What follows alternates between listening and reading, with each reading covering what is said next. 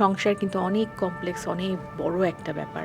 তুমি যদি মনে করো যে ৫ বছর হয়ে গেছে, ১০ বছর হয়ে গেছে, এখন তো আমি একটা শক্ত ভিতের মধ্যে দাঁড়ানো। সো যদি অবহেলা করা শুরু করো, গাছ মরে যাবে রোমান। সংসার এমন একটা জিনিস, সবসময় তোমার মনে রাখতে হবে এটা খুবই যত্নের, আগলে রাখার ব্যাপার। আমাদের দেশটা যেহেতু এত ছোট, অনেক কিছুই ভেঙে ফেলতে হবে, অনেক গাছই কাটতে হবে, মেনে নিলাম আমি। কিন্তু এটার পরিধিটা কতটুকু? আমি কি 100% ডেমলিশ করে দিব একটা ১০০-১৫০ বছরের জিনিস কোনো কারণ ছাড়া? কিছুটা ভাগ ইনকর্পোরেট করা যেত না? এতটুক মেধাবী প্রকৌশলী আমাদের দেশে নাই, এটা আমার বিশ্বাস হয় না। ১১টার সময় শুটিং শুরু করে রাত্রি ৩টা পর্যন্ত যেভাবে থাকতে পারবেন, ওভাবে তো আমার পক্ষে থাকা সম্ভব না।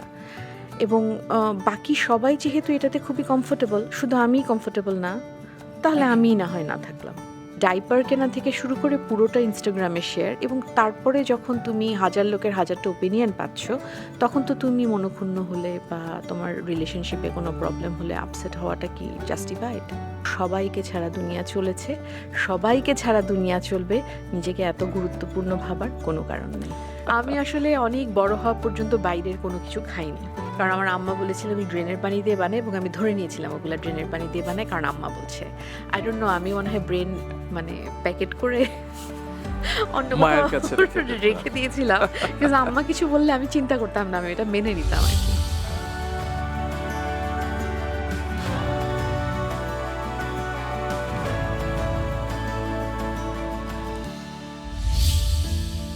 কোথায় যেন একবার পড়েছিলাম, ভালো মানুষদের বড় একটা সমস্যা, খারাপ মানুষ কতটা খারাপ হতে পারে সেটা তারা ভাবতেও পারেন না।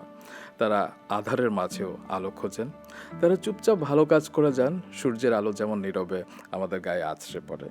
এই সব উক্তি উদ্ধৃতি শতভাগ খাটে এমন একজন শিল্পীকে নিয়ে আমি রুম্মান রশিদ খান ফিরে এসেছি behind the fame with RRK season 2-র সেকেন্ড এপিসোডে।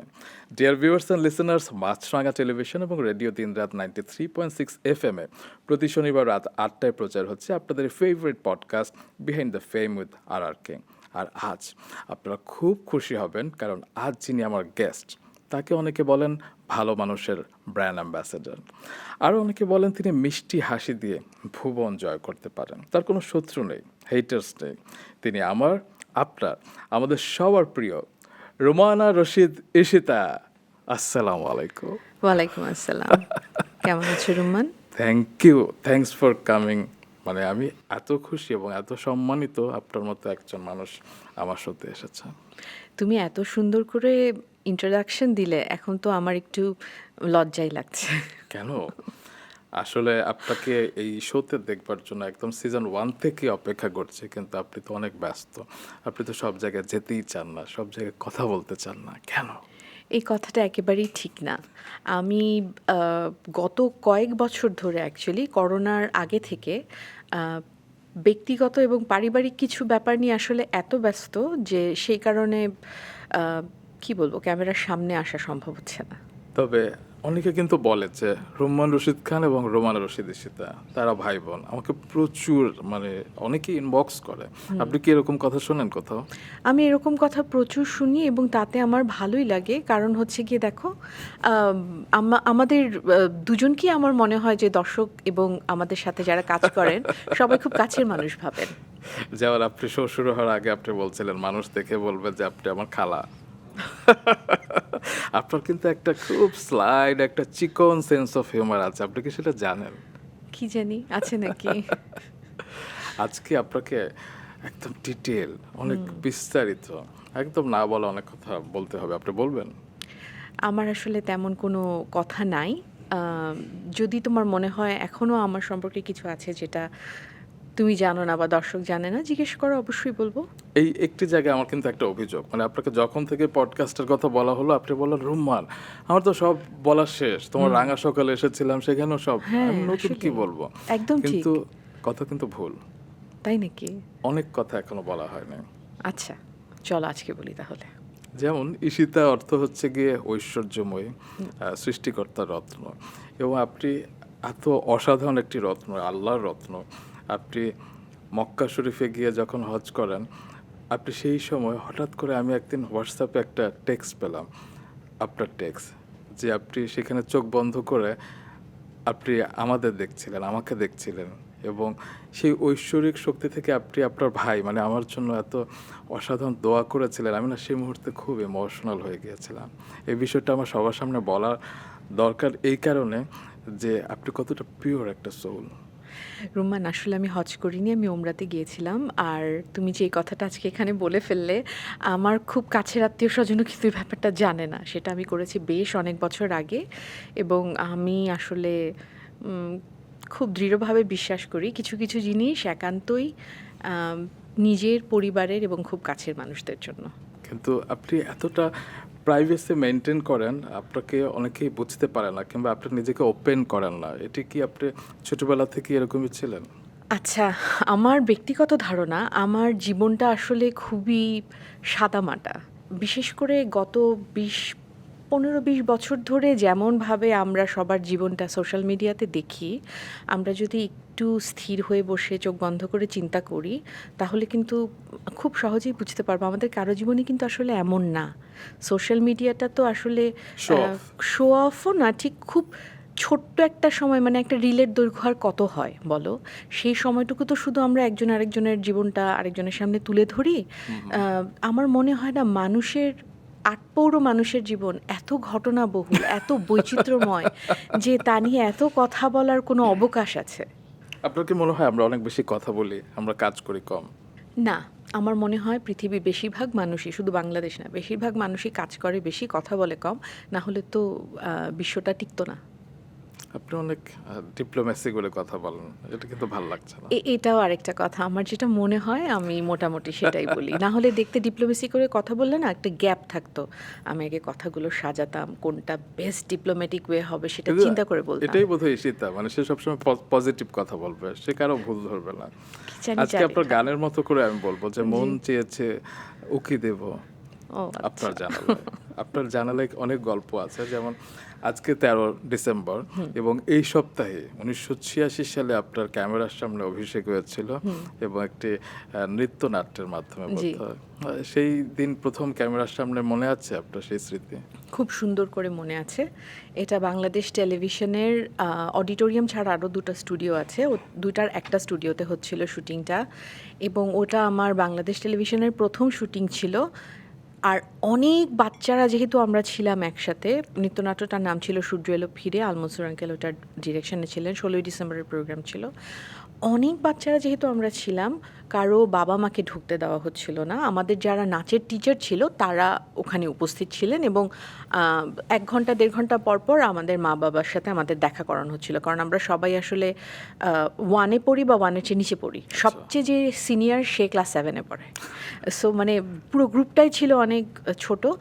একজনের চরিত্র ছিল যিনি একজন পূর্ণবয়স্ক লোক ছিলেন, এবং আমি প্রথমবার বিটিভির একটা স্টুডিওতে ঢুকে ওনাকে দেখে এবং ওনার আঁকা একটা ছবি দেখে এতটাই আতঙ্কগ্রস্ত হয়ে গেছিলাম যে আমি ধরে নিচ্ছিলাম যে কোথায় এসে আমার পড়লাম। মনে হয় সেটা রাক্ষস। হ্যাঁ, সেটা একটা রাক্ষসের ক্যারেক্টার ছিল। এবং বিটিভিতে এখনও এবং তখনও তো খুব প্রতিভাবান মানুষজন কাজ করতেন। বিরাট বড় একটা লাইফ সাইজ রাক্ষসের মুখ আঁকা ছিল, মানে ঢুকেই প্রথমে ওটা চোখে পড়বে। এবং যিনি রাক্ষস ছিলেন উনি এত রিয়েলিস্টিক অভিনয় করছিলেন যে আমার অবস্থাটা ছিল ছেড়ে দে মাকে দে বাঁচি, এখানে থাকতে চাই না। ঈশিতাপা, আমি কাল রাতে আমাদের যে রাঙা সকালে আপনি এসেছিলেন সেই পর্বটা আমি দেখছিলাম এবং সেখানে কমেন্ট বক্সগুলো পড়ছিলাম। সবাই, আমি একটি কমেন্টও পাইনি নেগেটিভ, এবং এক একজনের কমেন্ট এক এক রকম, বিষয়বস্তু একই। একজন লিখছেন যে এত সুন্দর করে ঈশিতা কিভাবে কথা বলেন, এত মিষ্টিভাবে কিভাবে কথা বলেন, এত শালীনতা, ঈশিতা যখন বসে সেটার ভেতর একটা মার্জিত ভাব আছে, মানে কিভাবে সম্ভব? এটার জন্য কি আপনার কোনো গ্রুমিং করতে হয়েছে? কারণ অনেকে সেখানে লেখেছে যে এই প্রজন্মের অনেকের ঈশিতাকে দেখে শেখা হচ্ছে। আপনার কি মনে হয়? তুমি তো বললে আমি নেগেটিভ কথা বলি না, তো সেই ক্ষেত্রে একটা নেগেটিভ কথা বলি। আমি আসলে এটাও বিশ্বাস করি বেশি ভালো ভালো না। রুম্মান, হয়তো আমার জন্য এমন কিছু একটা অপেক্ষা করছে যেটা আমি কল্পনাও করতে পারছি না। তবে আহ, সেই ভয় থেকেও হয়তো আমি চেষ্টা করি সবসময় যেন আমি মাটির কাছাকাছি থাকতে পারি, এবং কখনো যেন মাথাটা গরম হয়ে না যায়। দোয়া করবে আমার জন্য যেন বাকিটা জীবন এরকম থাকতে পারি।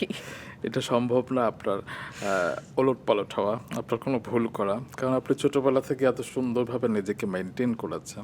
আপনাকে দেখে আমরা অনেকে শিখি। যেমন অনেকে বলে যে আপনি এসিআই লিমিটেডের ব্যবস্থাপনা পরিচালক আরিফুদ্দৌলার জীবনসঙ্গিনী।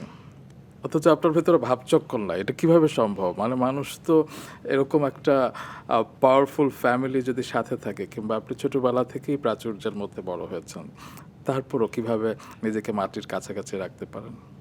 আমি আসলে এসব নিয়ে কখনো ঠিক যেমন ৮ বছর বয়সে মোটামুটি বেশ ফেমাস হয়ে গেছিলাম, সেটাও ঠিক রিয়েলাইজ করিনি এবং বেশি এটা নিয়ে মাথা ঘামাইনি। এই ব্যাপারটা নিয়ে মনে হয় কখনোই মাথা ঘামাইনি।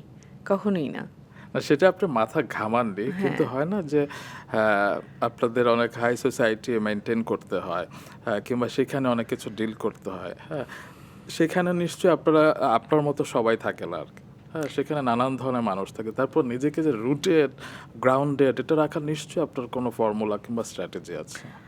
ধরো যে মানুষটা একটা অনেক কঠিন কোনো সাবজেক্টে পিএইচডি করা, বা যার ধরো কোনো একজন ব্রেন সার্জন, তার ৫০ বছরের ৪০ বছরের অভিজ্ঞতা আছে খুব সাকসেসফুল সার্জারি করে, সেও কিন্তু কোনো একটা রোগে আক্রান্ত হয়ে তার স্মৃতিশক্তি নষ্ট হয়ে যেতে পারে এবং সে একটা ৩ বছরের বাচ্চার মতো হয়ে যেতে পারে। একদম। মেধারী যদি এরকম হওয়ার পসিবিলিটি থাকে, তাহলে ধন সম্পদ নিয়ে আসলে আমার মনে হয় এত কমফোর্টেবল হওয়া বা এত এক্সাইটেড হওয়ার কিচ্ছু নাই। কারণ আম, কবে কি হবে সেটা তো আসলে শুধু উপরওয়ালাই জানেন। এগুলো নিয়ে আসলে আমার মনে হয় এত মাথা ঘামানোর বা এত কমফোর্টেবল হয়ে যাওয়া বা উত্তেজিত হয়ে যাওয়ার কিছু নাই। That's the point. আমি প্রশ্নটা এই কারণে করেছি, এই শিক্ষাটুকু আমাদের নেওয়া উচিত যে প্রাচুর্য কিংবা ধন সম্পদ নিয়ে আসলে এত ওভার কনসাস হওয়ার না, কিছুই না, না। নেই আসলে। তবে আজকে আমি স্পেশালি এখানে বসেছি যে আপনার কিছু ভুল ধরবার জন্য। প্লিজ। কারণ আপনার সব কিছু এত ভালো, এত না, ভুল মিষ্টি। আছে, অবশ্যই ভুল আছে, কারণ আমি একদম সাধারণ একজন মানুষ। আপনি কিছু আমাকে ইনফরমেশন দেন না যে শেষ কবে মিথ্যে বলেছেন। আচ্ছা, এটা আমি তোমাকে বলতে পারবো অ্যাকচুয়ালি। আমি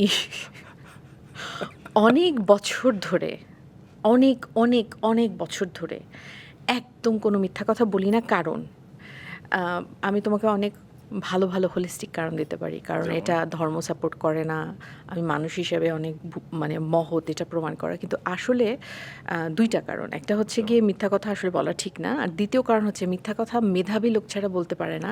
কারণ মিথ্যা কথা না কনসিস্টেন্সি রাখতে হয়, বুঝছো? একটা বলে 10টা একটা বলতে বললে হয়। 10টা তো বলতেই হয়, সাথে আবার তোমার মনে রাখতে হবে যে আচ্ছা ওকে তো আমি মনে হয় ওটা বলছিলাম। আমি যেরকম মানুষ এত এত মনে রাখা আমার সম্ভব না ভাই। যেটা হয়েছে হয়েছে, তারপরে যা ইউ আর হওয়ার সো হবে। Sweet Ishita. I don't think so.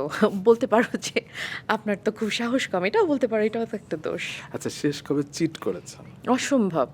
Cheat আমার পাশের কেউ একজন করতে পারে এরকম পরিস্থিতিতেই আমি পড়ি না। কারণ ওইটার জন্য না আমার মনে হয় কিছুটা সাহস দরকার, রুমান। আমি আসলে এথিক্যালিও এটা আমি সাপোর্ট করতে পারি না, এবং আমি এত মেধাবী না যে একটা চিট করে নিজেই এটা হজম করতে পারবো না। মানুষ আমার চেহারা দেখলেই বুঝে যাবে যে কোনো একটা ঘটনা আছে। আচ্ছা, হয় না যে কিছু হোয়াইট লাইজ আছে, কিংবা সেফলেস চুরিও হয় অনেক সময়, যে পছন্দের জিনিসটা একটু নিয়ে নেই, হ্যাঁ, সেটা হয়তো অনেক বড় খারাপ কিছু না। এরকম কিছু কি হয়েছে আপনার ক্ষেত্রে? আচ্ছা, যদিও আমার হাজব্যান্ড সম্পর্কে কথা বলাটা আমার হাজব্যান্ড পছন্দ করেন না, কিন্তু আমি একটা উদাহরণ না দিয়ে পারছি না। আমার হাজব্যান্ড আসলে সব কিছু না খুব প্রিসাইজ শুনতে পছন্দ করেন এবং সব কিছু খুব আক্ষরিক অর্থে নেন। সো উনি যদি আমাকে ফোন করে বলেন যে আমার খুব তাড়াতাড়ি বের হতে হবে, টেবিলে খানা দিয়ে দাও, আমি যদি বলি খানা রেডি, তার মানে এটা হতে হবে যে খানাটা রেডি, নট আমার ভাতের মারগালা হচ্ছে। সো ওই প্রিসিশনটা ঠিক রাখতে রাখতে না অভ্যাস হয়ে গেছে। এটা যে কবে অভ্যাস হয়েছে আমি সেটাও বলতে পারবো না, বাট অনেক দিনের অভ্যাস। ওকে। আপনার তো রাগ হয়, তাই না? হ্যাঁ, আমার অনেক রাগ হয়। সামাল দেন কিভাবে? আমার রাগ হলে আমি প্রচণ্ড চিৎকার করি। চিৎকার করেন? প্রচণ্ড চিৎকার করি। তবে আমার রাগ আমি সাধারণত আমার হাজব্যান্ড, আমার আগে মা ছিল, আমার হাজব্যান্ড, আমার বাবা, আহ, অল্প কিছুটা আমার বাচ্চারা, আর হাতে গোনা মনে হয় 2জন মানুষ ছাড়া কারোর সাথে করি না। তবে আপনি কিছুদিন আগে রাগ হয়েছিলেন, কয়েক মাস আগে একটি শিশুদের প্রোগ্রামে আপনার বিচারক হয়ে যাওয়ার কথা ছিল। আপনি একটি স্ট্যাটাস দিয়েছিলেন ফেসবুকে। আপনি জানতেন যে একটা প্যানেল থাকবে, জি। কিন্তু আপনি গিয়ে দেখেন যে আরেকটা প্যানেল আর কি। জি। সামলে নিয়েছিলেন কিভাবে এ ধরনের রাগ? কারণ আমাদের তো এ ধরনের অনেক মিসম্যানেজমেন্টের মুখে পড়তেই হয় আসলে। জি। ওখানে গিয়ে আসলে আমি গেছি, বাচ্চাদের প্রোগ্রাম ছিল, পুরা টাইমটা থেকেছি। আমি জাজমেন্টে পার্টিসিপেট করিনি। ওকে। আমি পুরা প্রোগ্রামটা দেখে চলে আসছি। মানে আপনার রাগের প্রকাশ এরকম না, শান্ত? কারণ আমি এটা রাগের জন্য না। ওটা হচ্ছে গিয়ে যেই প্যানেলটা থাকার কথা ছিল, আমি জানি তাদের সাথে আমার মন মানসিকতা মিলত। যারা আচ্ছা। ছিলেন তাদের কাছে যেটা হয়তো খুব ভালো, হুম, ওটা হুম। হয়তো আমার কাছে খুব ভালো নাও হতে পারে। সেজন্য আমি ওখানে অংশগ্রহণই করিনি। কিন্তু আমি গেছি, বাচ্চাদের মাঝখানে গেছি। পুরো টাইমটা আমি ছিলাম।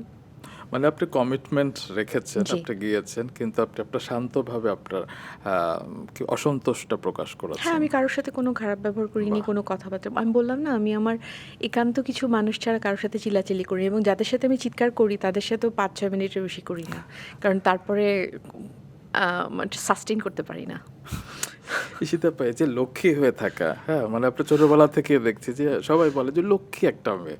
হ্যাঁ, তবে আপনার কখনো মনে হয় না যে একটু বিশৃঙ্খল হয়ে যায় কিংবা একটা রেবেল হয়ে যায়? একটু মনে হয় না যে একটা নিয়ম থেকে একটু অনিয়ম করে ফেলে? অনিয়ম তো করি রুম্মান। অনিয়ম করি না সেটা তো ঠিক না। অনিয়ম করি। কিন্তু আমার কখনোই না আম খুব আউট অফ দ্য বক্স কিছু করতে মানে মন থেকেই খুব একটা ইচ্ছা হয় নাই। সেইজন্য হয়তো ওরকম ঘটনাবহুল না।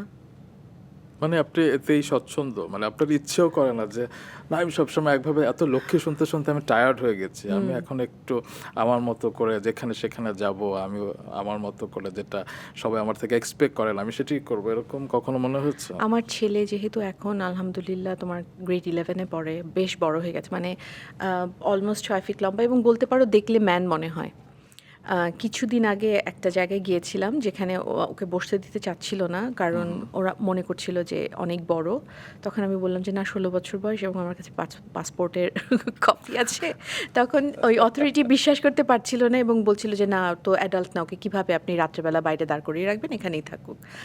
সো এখন যেমন আমি যদি আমার হাসব্যান্ড ব্যস্ত থাকে বা আগে যেমন আমি আমার মার সাথে প্রচুর ঘুরতাম, ফেসবুকে দেখবা যে আম্মার সাথে আমি বছরে ২-১ টা ট্রিপ দিতামই। একদম। এখন ১০ আমি সালের পর থেকে। হ্যাঁ, এখন আমি খুব আনন্দের সাথে একদিকে আমার ছেলেকে, একদিকে আমার মেয়েকে নিয়ে আলহামদুলিল্লাহ আমরা ঘুরে বেড়াই। ওয়াও! জি। নিশ্চয়ই অনেক কিউট থাকে সেই মাঝে, মাঝে সিকোয়েন্স আবার গুলো। একটু দূরে হলে যেমন আমেরিকায় আমি আমার ভাইয়ের কাছে যাই। হুম, হুম। সাধারণত আমার ভাই ১ বছর আসে, আমি ১ বছর যাই। লাস্ট বার যেমন আমি আমার মেয়েকে নিয়ে গেছিলাম, ছেলেকে নিতে পারি নাই। কারণ অনেক দূর হলে এবং অনেকদিন যদি বাসায় না থাকে, তখন আবার বাসাটাও খালি, খালি লাগে। আমার হাসব্যান্ডও একটু আপসেট থাকে যে বাসা অফিস থেকে এসে কেউ নাই। তবে আমি আমার ছেলেমেয়েদেরকে নিয়ে এখন প্রচুর ঘুরি। তো সেগুলোও তো আমার নিয়মের ব্যতিক্রম। আরো কিছু থাকে না যে একটু পিচিং করা ফ্রেন্ডদের সাথে কিংবা মিডিয়ায় এখন হটেস্ট রিউমার কি সেগুলো নিয়ে ডিসকাস করা এরকম কি আপনার ক্ষেত্রে ঘটে? হ্যাঁ, আমার মিডিয়া নিয়ে গসিপ করার একমাত্র মানুষ তুমি। আমি? হ্যাঁ, তার মানে তুমি বুঝো যে এটার পরিধিটা কত কম। কই আমাদের তো সেভাবে ওইটা ছাড়া গসিপিং হয় আমি না। তোমার সাথে ছাড়া কারোর সাথে মিডিয়ার কোনো খবর জিজ্ঞেস করি না। তার মানে তুমি বুঝে নিতে পারছো যে এটাই আমার হাইয়েস্ট। আর আমার ফ্রেন্ড আছে, মিডিয়ার বাইরে ফ্রেন্ড আছে, যাদের আচ্ছা। সাথে আমি যতটুক যা করার তাদের সাথেই করি। ওটা না হয় নাই বললাম। তবে হয় না যে আজকালকার যুগে যে ট্রাফিক জ্যামের যুগে আমরা সবাই মিথ্যা কথা বলি যে এই তো চলে এসছে। যেটা আপনার ক্ষেত্রে কখনোই ঘটে না। শুরু থেকে এখন পর্যন্ত আপনি কখনোই কোথাও দেরি করে যান না। ২ বার দেরি করেছিলেন সেটি রাঙা সকালে বলেছিলেন আপনি। তো এটিও ইচ্ছে করে না যে অনেক তো আমি সবার আগে গিয়েছি, গিয়ে বসে থাকি অনেক সময়। এখন থেকে আমি আমার মতো করে যাব। সেটিও কি ইচ্ছে হচ্ছে? আচ্ছা, পাতাঝরার দিন নাটকের শুটিং এর আগে কিন্তু আমি একটা লম্বা ব্রেক নিয়েছিলাম। হ্যাঁ? পরপর ৩ দিন আমি দেখলাম যে ৮টার কলে তো কেউ আসেই না, ৯টায়ও আসে না, ১০টায়ও আসে না, ১১টা ১১:৩০টায় আসে। তারপরে বেশ কিছুদিন কিন্তু আমি কনসিয়াসলি কাজ করি নাই রুম্মান। কারণ একেকজনের লাইফস্টাইল তো একেক রকম থাকে। আমার যেহেতু মাথায় একটা আ চিন্তা থাকে বাসায় যাবার, কারণ ওই সময়টায় আমার মেয়েও খুবই ছোট। তখন ওর ২-২.৫ বছর বয়স হবে।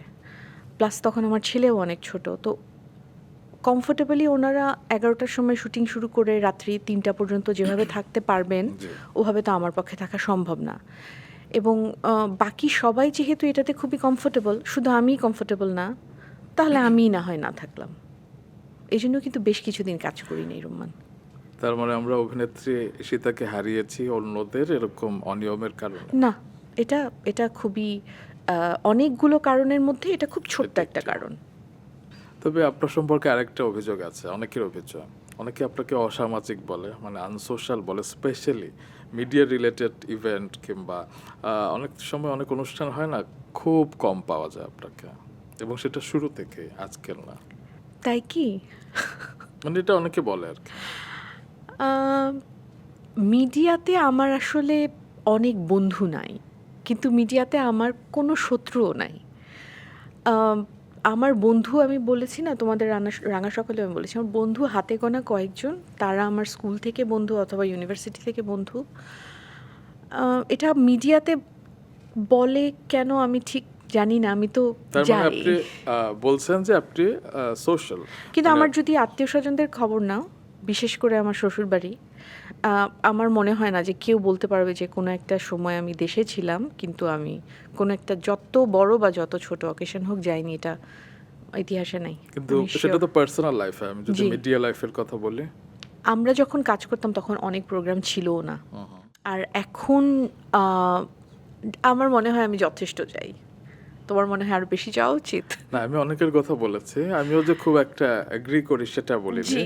হ্যাঁ, কারণ আমি আপনাকে বিভিন্ন সময় বিভিন্ন জায়গায় হ্যাঁ, দেখেছি। এক্স্যাক্টলি। সো এটা আমার দিক থেকে অভিযোগ না, এটা অনেকের অভিযোগ। আচ্ছা আচ্ছা। আরেকটা হচ্ছে কি, 1 জুলাই গত বছর আপনি একটি স্ট্যাটাস শেয়ার দিয়েছিলেন যে অন্যজন কষ্ট পাবে, সেটা ভেবে কথা গেলে ফেলাটাও একটা ইবাদত। হ্যাঁ, সূরা আল ইমরানের একটি আয়াত, এবং সেটি আপনি শেয়ার দিয়ে লিখেছিলেন এই জিনিসটা অনেকে মেনটেন করা উচিত কিংবা অনেকে মেনটেন করতে পারে না। আপনি কি বলেন? আমি এর সাথে সম্পূর্ণ একমত। কারণ আমাদের সমাজে এবং আমাদের পরিচিতর মধ্যেই তুমি দেখবে অনেকে বলে যে আমি সত্য কথা বলি, সত্য কথা বলতে আমি আমি কেন ভয় ঠোঁটকাটা পাবো, মানুষ। আমি ঠোঁটকাটা মানুষ, মানে স্বঘোষিত আমি নির্যাতনকারী অলমোস্ট। আমার এবং সেটার ইউজ করে অন্যকে কষ্ট দিয়ে ফেলে। হ্যাঁ, এটা এটা আমার মনে হয় এটা ঠিক না। আপনার যদি মনে হয় যে সামনের জন যেটা করছে, আহ, হয়তো ওই মানুষটা যা করছে সেটা সে জানে না অথবা জেনেও করছে অ্যারোগেন্টলি, আপনি ওনাকে আলাদা করে ডেকে এটা সুন্দর করে বুঝিয়ে বলতে পারেন, অথবা ওনার যে কাছের লোক, ওনার হাজব্যান্ড হোক, ওনার মা হোক, ওনার বন্ধু হোক, তাকে দিয়ে বলতে পারেন। একটা গন্তব্যে তো আসলে অনেকগুলো রাস্তা দিয়ে পৌঁছানো যায়। সো আমি অনেক ঠোঁটকাটা এই রাস্তাটা ইচ্ছে করলে অ্যাভয়েড করা সম্ভব। Exactly, I feel so. কারণ এটা একটা ব্যাড ওয়ে। জি। সবার উপরে হচ্ছে মানুষ মানুষের সাথে মিশবে, কাউকে হার্ট করবে না। এক্স্যাক্টলি। সেটা খারাপ কথাটা তো সুন্দরভাবেও বলা যায়, যেটা আপনি বলেন। আমি সেদিন দেশের বাইরের এক অভিনেত্রীর একটা পডকাস্ট দেখছিলাম, এবং সে বলছিল যে আমি 40-এ পৌঁছার পরে একটা জিনিস অনুভব করেছে। আমাকে এর আগে আরেকজন সিনিয়র অ্যাক্ট্রেস বলেছিলেন যে 40-এর পর তোমার একটা সুইচ তোমার অফ করতে হবে, কিংবা অটোমেটিকই অফ হয়ে যায়। সেটা হচ্ছে গিয়ে কাউকে কেয়ার না করা। কারণ হাতে সময় কম, যত নিজের যা স্বপ্ন আছে, যা ইচ্ছে আছে, পূর্ণ করতে হবে। What do you think? আমি এটার সাথে সম্পূর্ণ 100% একমত, একদম একমত। আমি তোমার নেক্সট কোয়েশ্চেনটা মনে হয় গেস করতে পারছি। না, আমার নেক্সট কোয়েশ্চেন না। আচ্ছা, তুমি যদি জানতে চাও যে আমার ক্ষেত্রে কি হয়েছে, আমি সেটাও তোমাকে জানাতে পারি। শোনো, এই ব্যাপারটা কি আসলে ফানি নাকি এই ব্যাপারটা আসলে দুঃখের, এটা নিয়ে আসলে আমি বেশ কিছুদিন ধরে চিন্তা করছি রুমান। হ্যাঁ, কিরকম? ধরো আমি প্রথম টেলিভিশনে কাজ করি 1986 সালে। তখন থেকে আমি একটানা, মনে করো যখন আমার মানে একটানা 86 থেকে আমি 2015 পর্যন্ত অন অ্যান্ড অফ মোটামুটি ভালোই কাজ করেছি। কাজ করেছি বলতে আমি বোঝাতে চাচ্ছি ক্যামেরার সামনে। তার মানে আমার শুরুটা কিন্তু হয়েছে আমি ক্লাস 1-এ থাকতে। রাইট। হ্যাঁ, তো ক্লাস 1 থেকে 2015 বলতে কিন্তু অনেক বছর। 86 লম্বা থেকে তোমার প্রায় 20 বছর নাকি 30 বছর, 30 বছর, 30 বছর অলমোস্ট আমি একটানা কাজ করেছি।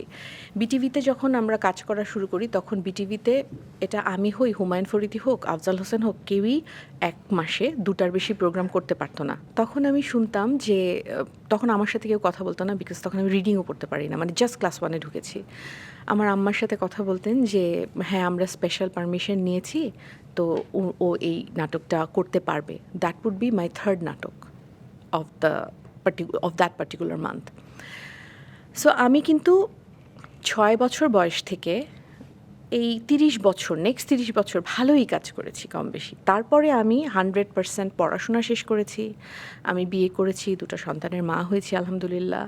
তারপরে আমি চ্যানেল আইতে 11 বছর কাজ করেছি, এবং ওখানে আমি কী ধরনের কাজ করেছি এটা আমি বারবারই বলি, আমি কাউকে বলতে চাই না। যাদের সাথে কাজ করেছি they know what I did. আমার মা অসুস্থ হয়ে যাওয়ার কারণে 2019 সালে আমার যে ব্যবসাটা থাকে, 2019 সালের এই ডিসেম্বরের দিকে আমার ব্যবসাটা আমি বিক্রি করে দিই। তার মানে 2019 সাল পর্যন্ত কিন্তু একটানা আমি একটা ইকোনমিক অ্যাক্টিভিটির মধ্যে জড়িত, এবং যখন 8 বছর বয়সে সবাই খেলতে যায় তখন কিন্তু আমি পুরো রোজগার করি, এবং কিছুদিনের মধ্যে প্যাকেজ চলে আসলো। প্যাকেজ চলে আসার পরে কিন্তু তুমি বলতে পারো যে আমার বয়সী যে কারোর থেকে আমি মোটামুটি ভালো পরিচিত এবং মোটামুটি ভালো রোজগার করি। 19 থেকে তুমি এখন 25 গোনো, 20, 21, 22, 23, 24, 25, আমি কাজ করি না 6 বছর। এই 6 বছরের মধ্যে 3.5 বছর আমাকে কতটা ইন্টেন্সলি আমার মার সাথে ছোটাছুটি করতে হয়েছে সেটা তুমি জানো। এই ব্যাখ্যাটা আসলে আমার কাউকেই দেওয়ার দরকার নেই, কিন্তু যেহেতু আমি প্রতিদিন যাদের সাথে আমার দেখা হয় সবার কাছ থেকে বিভিন্নভাবে এই প্রশ্নটা শুনি, তুমি এখন কি করো? ও মাই গড, তুমি কিছু করো না। তাই আমার মনে হচ্ছে তোমার এই প্ল্যাটফর্মে আমার এই উত্তরটা দেওয়া উচিত। যারা আমাকে এই প্রশ্নটা করেন তাদের থেকে আমি অলরেডি অনেক বেশি বছর কাজ করেছি। এই 7 বছরের মধ্যে 3.5 বছর আমি একদম মন থেকে যতটুকু পেরেছি আমি আমার মার জন্য করেছি। তারপরে আমার মা চলে যাওয়ার পরে, যেহেতু আমার মা আমার জীবনের একটা বিশাল বড় অংশ জুড়ে ছিলেন, আমার নিজেকে গোছাতে কিছুটা সময় লেগেছে, এবং তারপরে আমি পরিবারের আরও কিছু বিষয় নিয়ে এখন পর্যন্ত ব্যস্ত আছি, যাদের নিয়ে ব্যাপারটা আমার ধারণা তারা খুবই প্রাইভেট পারসন, তারা এই ব্যাপারটা নিয়ে মিডিয়াতে আলোচনা যাবেন না। সেই কারণে আমি কিন্তু এখন পর্যন্ত আমি বলবো রুমান, আমি যথেষ্ট ব্যস্ত। আমি মেডিকেল ইস্যুর কারণে, নট মাইন, আমার আরেকজনকে টেক কেয়ার করতে হয়েছে, সেই কারণে কিন্তু আমি জাস্ট 2 সপ্তাহ আগে ঢাকায় এসেছি। তার আগে পর্যন্ত মানুষ বিদেশে যায় মজা করতে, আমার বেশিরভাগ বিদেশে যাওয়াগুলো হয় হসপিটালে থাকার জন্য এবং দৌড়াদৌড়ি করার জন্য। আমি এখন কিছু করছি না, আমি কবে কিছু করব সেই ব্যাপারেও আমি খুব একটা কিছু চিন্তা করছি না, কারণ আমি নিজে চিন্তা করে বের করে দেখেছি, আমি যখন আমার 6 মাসের ছেলেকে এই গুলশান থেকে উত্তরায় রেখে তেজগাঁয় অফিস করতে এসেছি, এবং রাত্রি 11টা 12টা 1টার সময় তেজগাঁ থেকে উত্তরা যে বাচ্চা নিয়ে আবার গুলশানে এসেছি, সেই সময় যে আমি কতটুকু কাজ নিজের জন্য করেছি আর কতটুকু কাজ এই সমস্ত মানুষ কি বলবে সেই জন্য করেছি, সেটা নিয়ে আমি এখন কনফিউজড। তার মানে আপনি এখন নিজের মতো বাঁচতে চান। আমি আপনি এখন অন্যকে কি বললো সেটা একটু মাথায় নিতে চান। 100% নিজের মতো বাঁচতে Thank you. চাই। গতকালকে একজন আমাকে জিজ্ঞেস করেছে আপনি কেন অভিনয় করছেন না।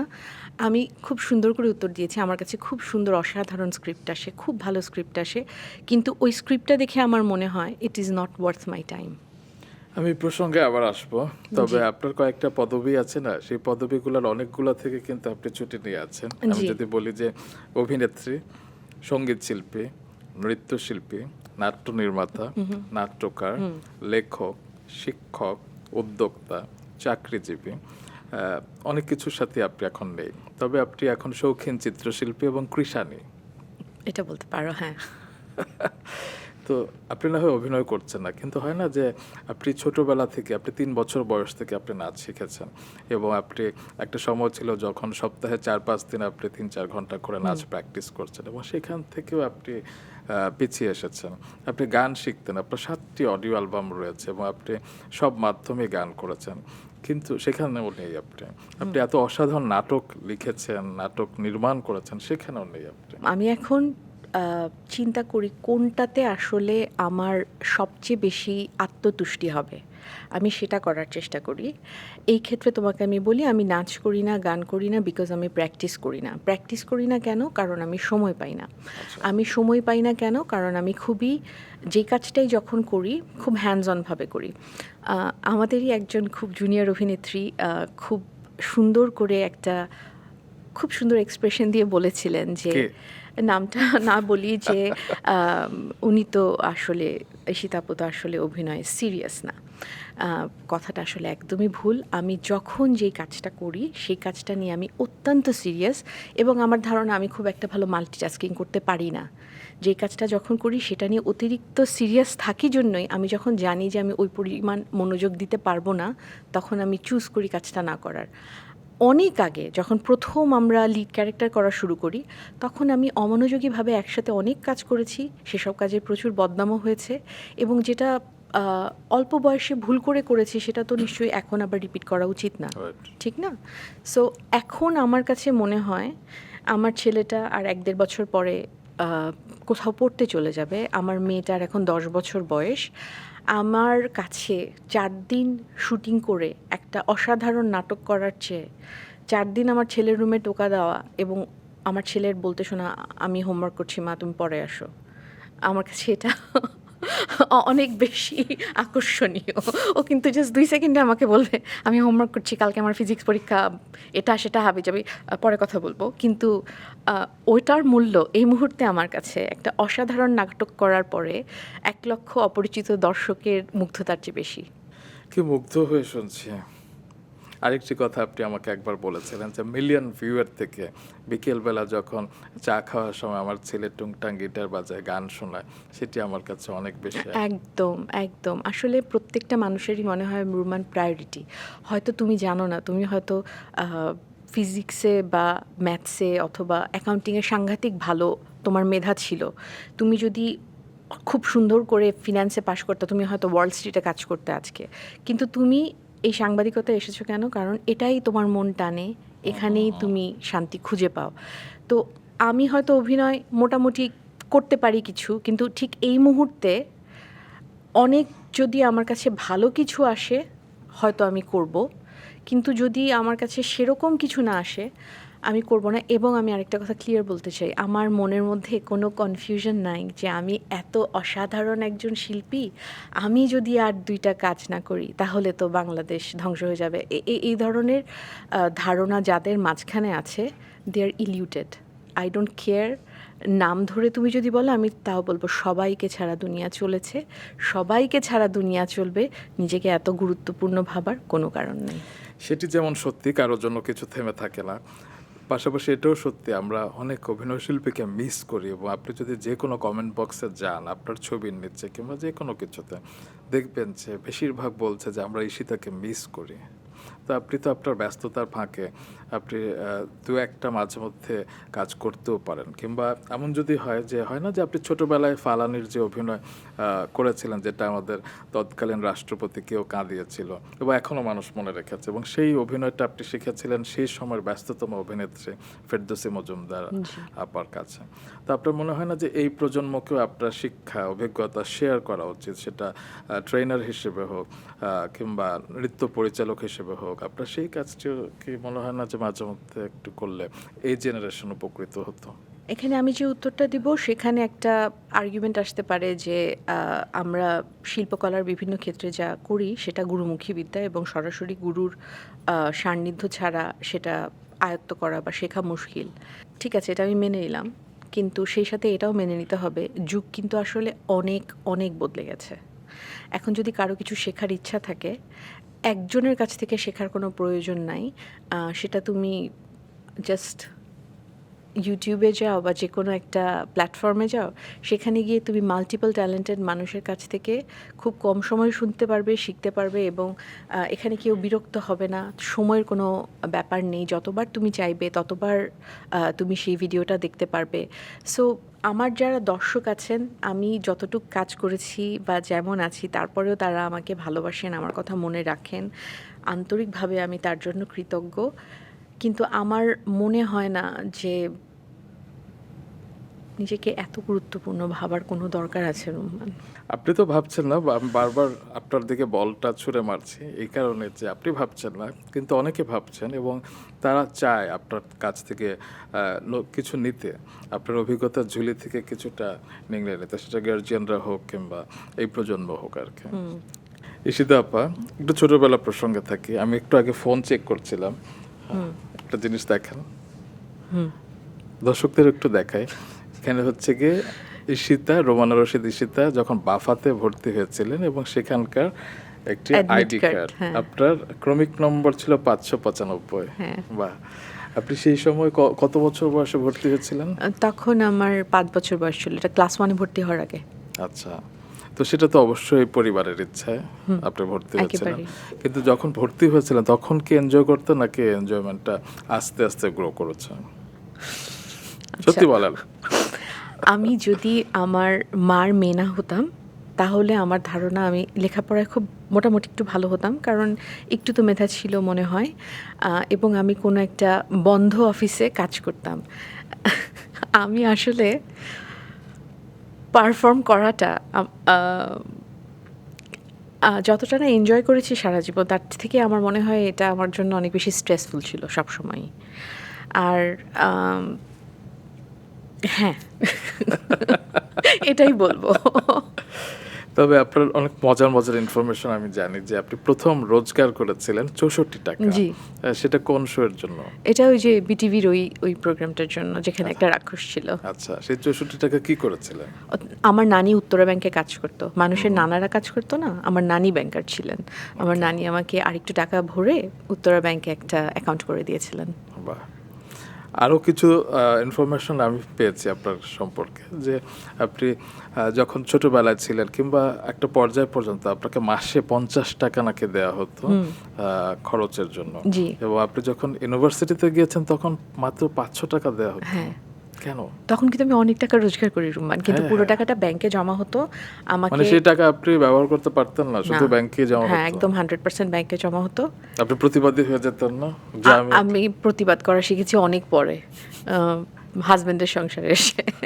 মানে তার আগে আপনি গুটি গুটি না, girl তার আগে ছিলেন। আসলে আমার এই কনসেপ্টের সাথে পরিচয় ছিল না যে প্রতিবাদ করা যায়। সো 500 টাকা পেতাম যখন আমি ইউনিভার্সিটিতে যাই। প্রথমে 500 টাকা পেতাম, তারপরে অনেক উন্নত হয়েছিল ব্যাপারটা। তখন আমি লাস্টের দিকে 1500 টাকা পেতাম, and that use to be a lot of money. ওই টাকাই আমার শেষ এটা কি হতো না। মান্থলি? হ্যাঁ, মান্থলি আপনি 1500 টাকা দিয়ে কি করতেন? মানে আমি একদিনেই তো যাই খরচ হয়ে বাবার যেত। গাড়িতে, আসি বাবার গাড়িতে। তারপর হয় না ফ্রেন্ডরা মিলে একটু হ্যাং আউট, একটু খাওয়া দাওয়া কিংবা ও তখন আমি যে সমস্ত ফ্রেন্ডদের সাথে হ্যাং আউট করতাম, এখনও আমি ওই ফ্রেন্ডদের সাথেই হ্যাং আউট করি, এবং আমাদের তিনজনের একজনের পক্ষেও 1500 টাকা একবারে খরচ করা ডিফিকাল্ট ছিল। আচ্ছা, ছোটবেলায় আপনি 89-এ চায়না গিয়েছিলেন, জি। প্রথম বোধহয় আপনার রাষ্ট্রীয় সফর সেটা, মানে বাংলাদেশ শিল্পকলা একাডেমি থেকে আপনাদের পাঠানো হয়েছিল।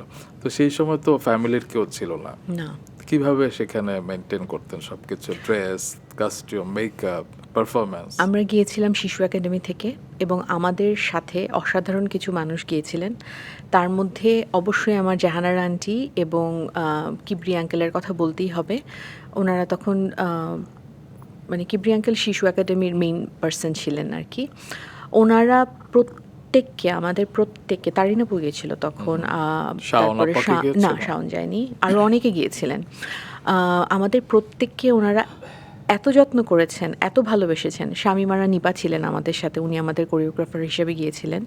উনি আমাদের পার্সোনালি যত আদর করেছেন এবং যত ডিটেইলে আমাদের খোঁজ খবর করেছেন, মানে অসাধারণ। সো কোনো কিছুতেই আমাদের কোনো অসুবিধা হয়নি, এবং আমাদের সবারই বয়স এরকম ছিল যে আমরা সবাই ক্লাস 2 থেকে 5-6 পর্যন্ত পড়ি, এবং আমরা যেহেতু একদম 100% গভর্নমেন্ট ট্যুরে গিয়েছিলাম, আমাদের সাথে তৎকালীন ফার্স্ট লেডি গিয়েছিলেন। সো চাইনিজ গভর্নমেন্টের পক্ষ থেকেও আমরা একদম বড়রা গেলে যেরকম প্রোটোকল পায়, একদম ওরকম প্রোটোকল পেয়েছি। So it was 100% government tour, and আমাদের পুরো টেক কেয়ারটাই চাইনিজ গভর্নমেন্ট একেবারে রাষ্ট্রীয় অতিথিদের যেরকম করে করে তেমন করে করেছিলেন। বাহ। তো আপনার বন্ধুদের নিয়ে একটু জানতে চাই। আপনার তো যেটা বলছিলেন যে আপনার লিমিটেড ফ্রেন্ডস সব সময় ছিল এবং তারা এখনো আছে। আমি যদি নামগুলো স্মরণ করি, নাচের বন্ধু ছিল রানী, এবং তারপরে আন্দালি, মালিহা, এরা বোধহয়, এবং তাজিন, হ্যাঁ, তুমি তো সবই জানো। আরেকজন আছে ফারহানা। ফারহানা। তো স্কুলে কিংবা কলেজে থাকার আপনাদের অনেক মজার মজার স্মৃতি আছে, যে সিঙ্গারার কিংবা একটা সফট ড্রিঙ্কের, একটু বলেন না আমাদেরকে, আমি শুনেছি সেগুলো। একদম লেটেস্ট স্মৃতিটা হচ্ছে কি, হলিক্রস স্কুলের তো 75 বছর পূর্তি হচ্ছে। আমাদের একটা নির্দিষ্ট জায়গা ছিল লাইব্রেরির সামনে, যেখানে আমরা বসে টিফিন খেতাম। কিছুদিন আগে হলিক্রস স্কুলের আরেকটা অনুষ্ঠান ছিল, জি। সেখানে আমি আর মালিহা গেছি, কিন্তু আন্দালিব এখন ক্যানাডা থাকে। এই অনুষ্ঠানটা যখন হবে তখন আমার বন্ধু দেশে থাকবে, ও বেড়াতে আসছে, সো আমি খুবই এক্সাইটেড সেটা নিয়ে।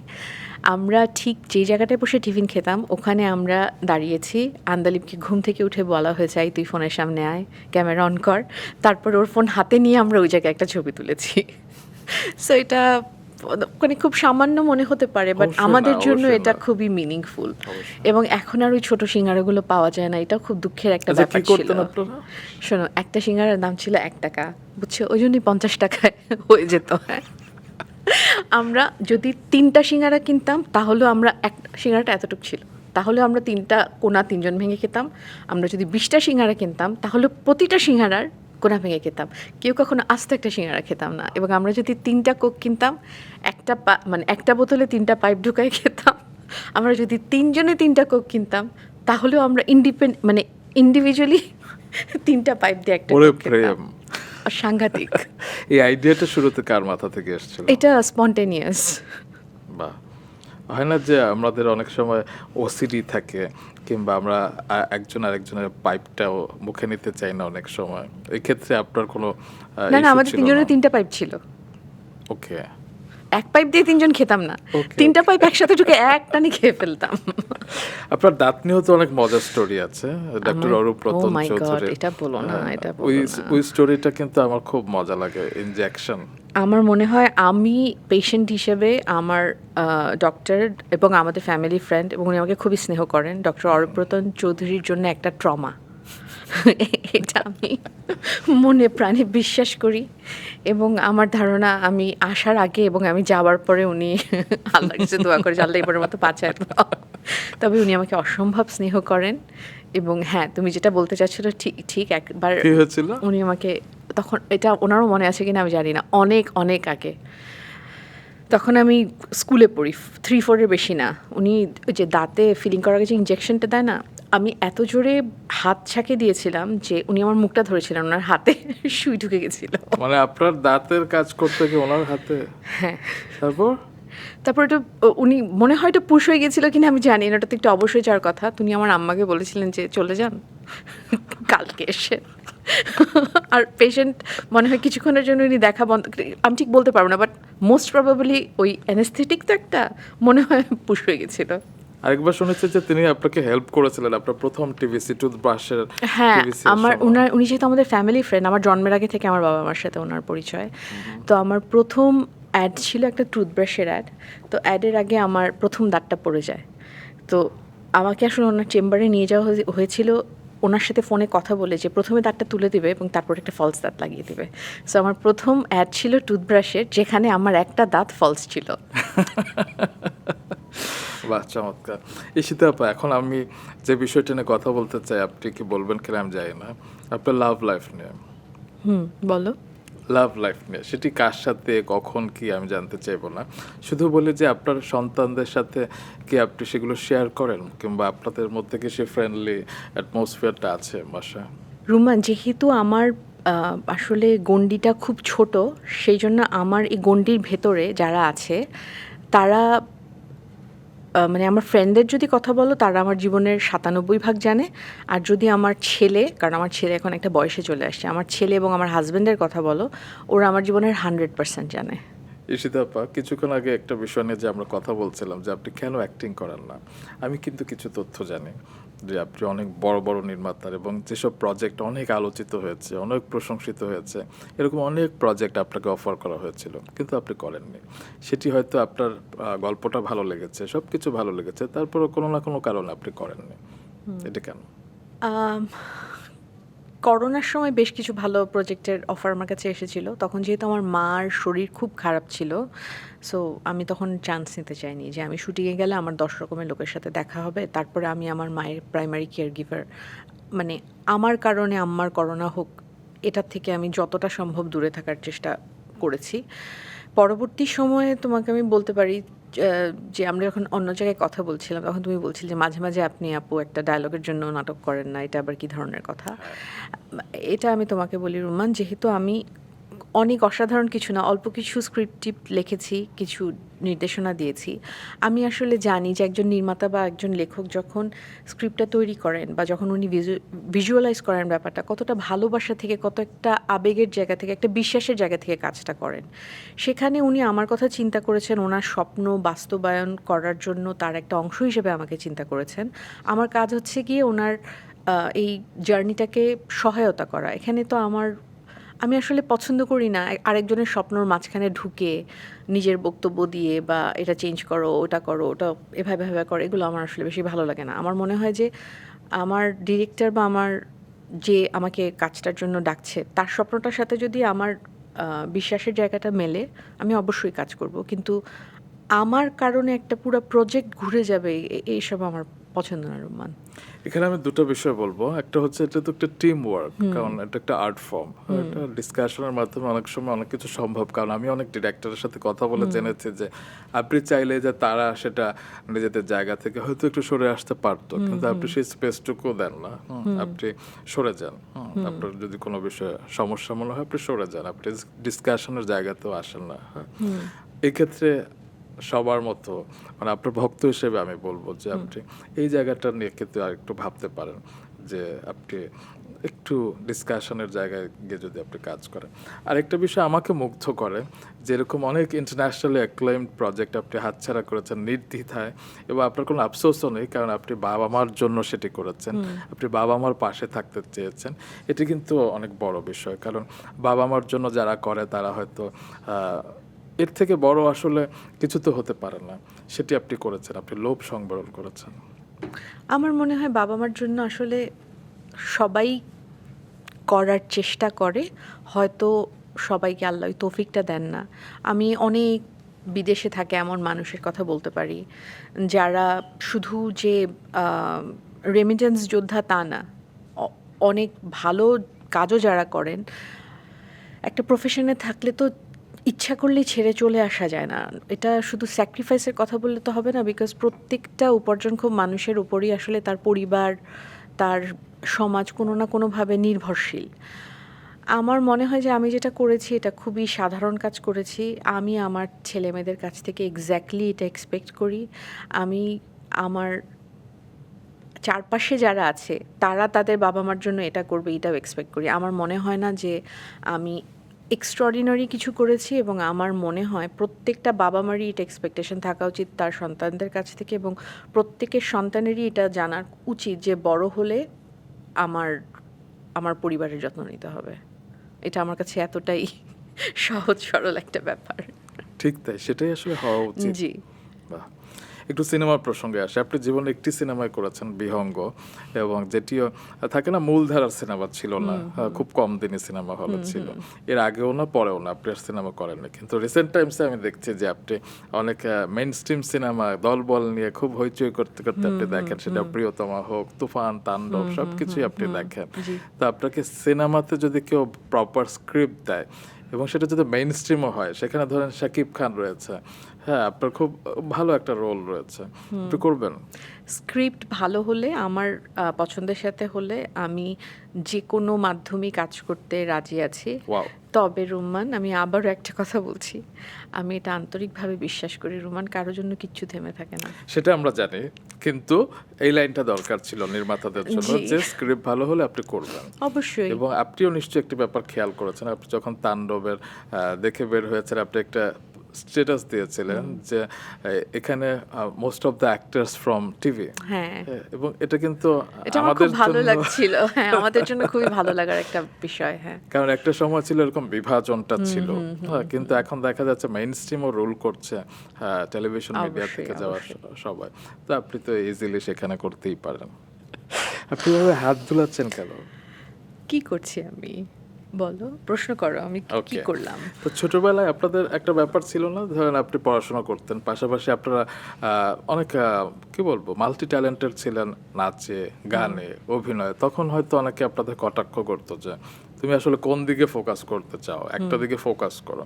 কিন্তু রিসেন্ট টাইমসে যেটা হচ্ছে যে সবাইকে সব করতে হয়। যারা অভিনয় করছে তারাও স্টেজে নাচ করছে, তারাও হয়তো উপস্থাপনা করছে। তো আপনার মনে হয় কোন সময়টা আসলে পারফেক্ট? আপনাদের সময়টা ঠিক ছিল নাকি এই সময়টা? আমি ব্যক্তিগতভাবে বলব যে আমার ক্ষেত্রে আমি ওই যে প্রথমে যেটা বলেছি, আমি যখন যেটা করি সেটা আমি চেষ্টা করি খুব ভালো করে করার জন্য। এবং আমি আগেও তোমার ইন্টারভিউতেই বলেছি যে আমার মনে হয় আমার সমসাময়িক যারা আছে তাদের অনেকেই আমার থেকে অনেক বেশি প্রতিভাবান। সো তাদের সাথে যেন আমি তাল মিলিয়ে চলতে পারি, সেজন্য আমি আমার খুব পরিচিত একজন যদি একটা জিনিস ১ ঘন্টা রিহার্সাল করে থাকে, সেটা আমি ৩ ঘন্টা রিহার্সাল করেছি। এবং আমি পরে পারফরমেন্সের পরে দেখেছি যে ৩ ঘন্টা রিহার্সাল করার জন্যই আমার পারফরমেন্সটা আমার সঙ্গীর পারফরমেন্সের মতো হয়েছে। ওটা আমি ১ ঘন্টা করলে অত ভালো হতো না। আর এখনকার যদি সময়ের কথা বলো, আমি বলব আমাদের সময়টা অবশ্যই এইভাবে ভালো ছিল যে আমাদেরকে আসলে একটা পারফরমেন্সের পর পরিচিত হাতে গোনা কয়েকজন সাংবাদিক ওটা নিয়ে কথা বলতেন। একদম হাতে গোনা কয়েকটা পত্রপত্রিকায় ওটা নিয়ে লেখা হতো। এখন তো আমার মনে হয় যে প্রত্যেকেই দূরবীক্ষণ যন্ত্রের নিচে, অণুবীক্ষণ যন্ত্র মনে হয় বলে কথাটা, এবং তারা কখন হাসলো, কেন হাসলো, কেন যথেষ্ট হাসলো না, কেন ৪টা দাঁত দেখা গেল থেকে শুরু করে কি কাপে পানি খেলেন, কেন খেলেন, ওখানে কি পানিই ছিল, মানে এখনকার ছেলেমেয়েদের জীবনটা যে এত কমপ্লেক্স এবং এত স্ট্রেসফুল, আমার ১০০% সহানুভূতি তাদের জন্য। এবং I wish all the best. হয় না অনেক সময় সিনিয়র যারা তারা বলেন যে যায় দিন ভালো আসে দিন খারাপ, আমাদের সময়টাই গোল্ডেন টাইম ছিল, তোমাদের এই সময় অনেক কিছুই হচ্ছে না, অনেক কিছুই ইয়ে হচ্ছে না, অভিজ্ঞতা ঝুলে নিয়ে আসলে তারা কথা বলেন। তো আপনার কি মনে হয় যে এই সময়ের অ্যাক্ট্রেসদের জন্য আপনি কি বলবেন? আমাদের সময়টা তো অবশ্যই বিভিন্ন কারণে গোল্ডেন টাইম ছিল। যেমন তুমি এখন ওই যে আবারও সেমই একটা উদাহরণ দিব আমি। আমি যদি দিনের পর দিন শুটিং করতে থাকি, কোনো একটা দিন আমার একটা অ্যাঙ্গেল অকওয়ার্ড থাকতে পারে, কোনো একটা দিন আমার কাপড় চোপড় একটু অকওয়ার্ড থাকতে পারে। আমাদের সময় সব সময় সেটে যে কয়জন মানুষ ছিল কেউ না কেউ এসে বলতো যে আপা এটা কিন্তু ঠিক হচ্ছে না, এটা কিন্তু কাট বা কাট কাট কাট, এটা করেন বা ওটা করেন, একটা একটা কিছু বলতো।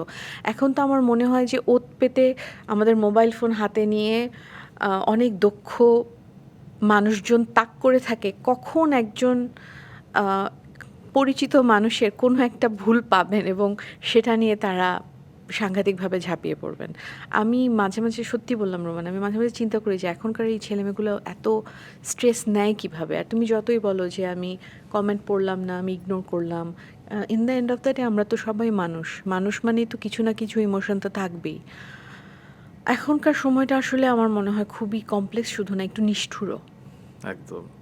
এবং শিল্পীদের ক্ষেত্রে যেটা হয় যে অনেক সময় উটকো মামলা চলে আসছে, সেটার জন্য আসলে কোনো ব্যাখ্যা নেই, সেটিও আপনি শেয়ার দিয়ে সেটা নিয়েও আপনি লিখেছিলেন, কারণ এই সময়টা আসলে আমি কিন্তু কখনোই এই মানে কোনো ধরনের খুব ঝামেলামূলক কিছু না বলার চেষ্টা করি, কিন্তু আমার আসলে এই যে প্রসঙ্গে কথা বললা, এই রিসেন্ট মামলাটা, এটাতে আসলে আমার এত খারাপ লেগেছে।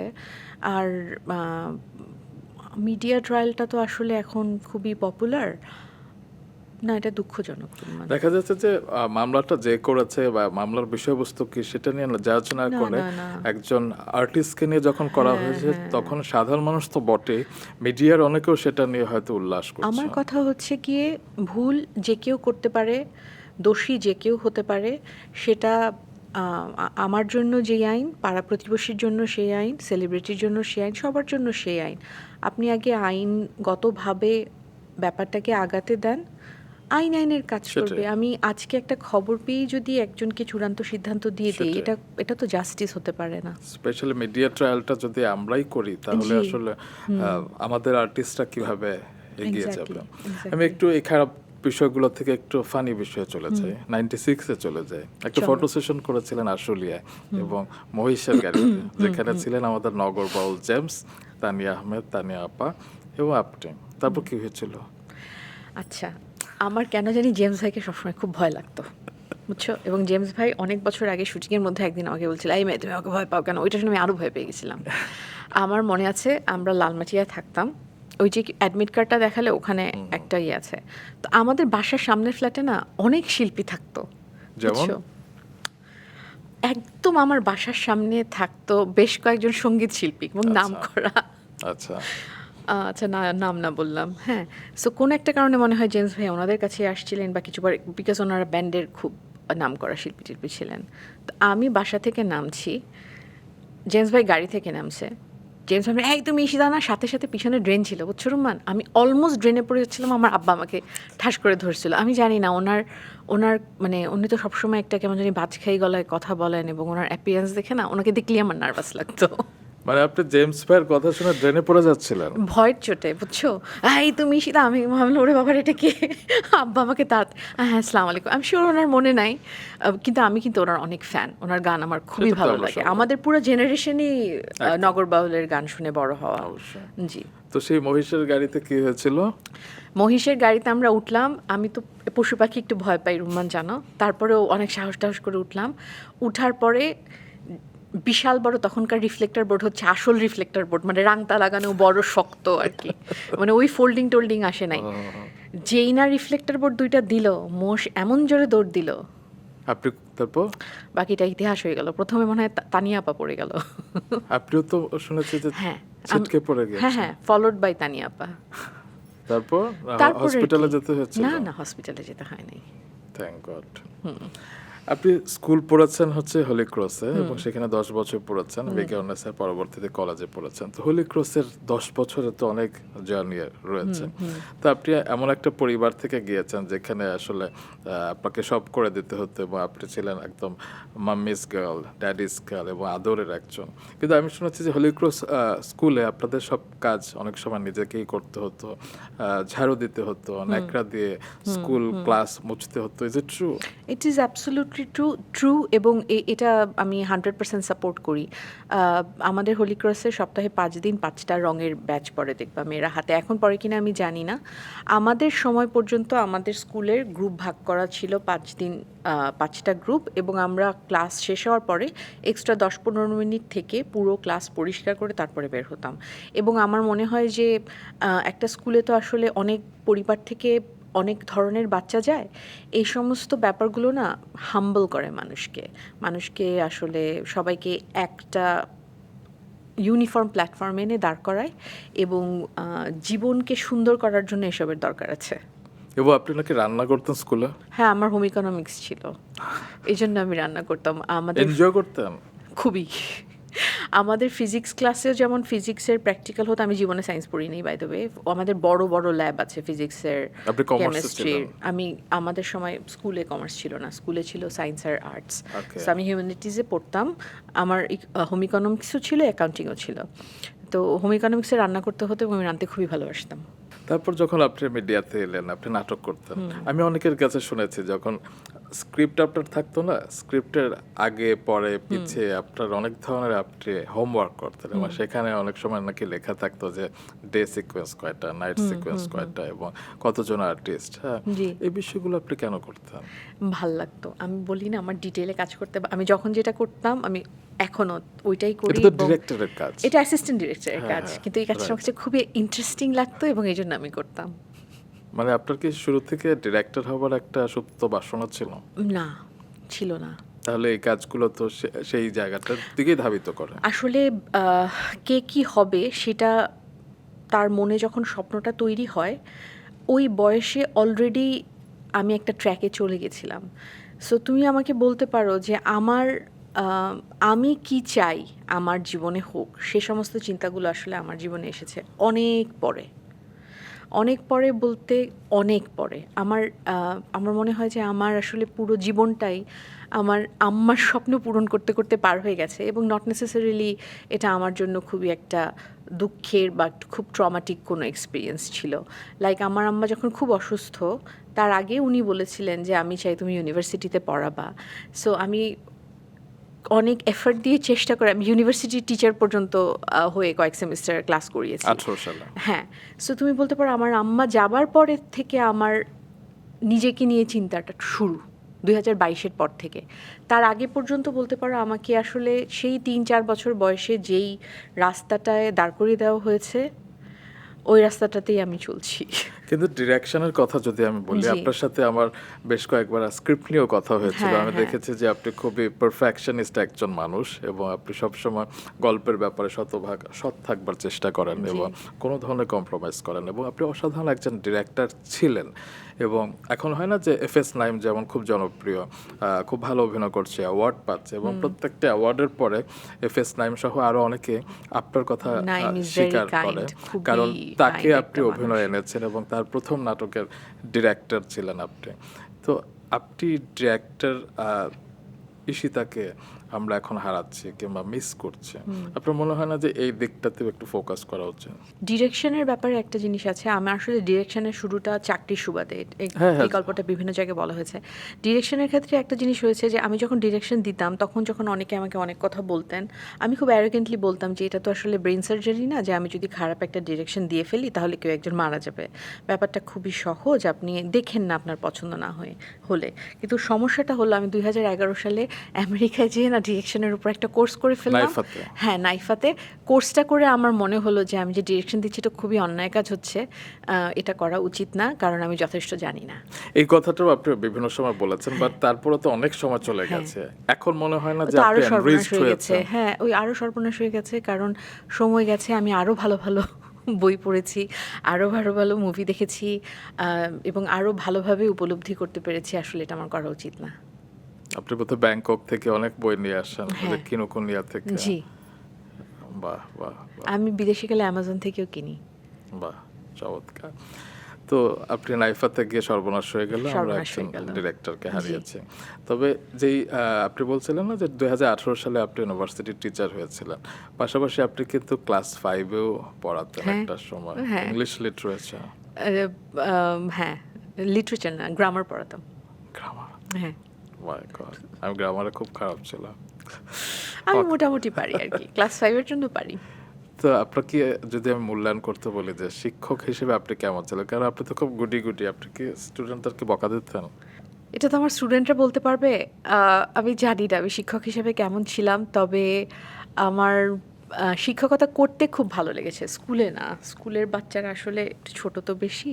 ইউনিভার্সিটিতে আমি খুবই এনজয় করেছি এবং জানি না, হয়তো আমি আরেকটু পড়াতেও পারি আবার, কিন্তু এই পড়াতে Please. না, পড়াতে গেলেও আরেকটা জিনিস চিন্তা করেছি রুম্মান, যে পড়াতে গেলে আসলে পরীক্ষায় পাশ করার চেয়ে অনেক বেশি পড়তে হয়।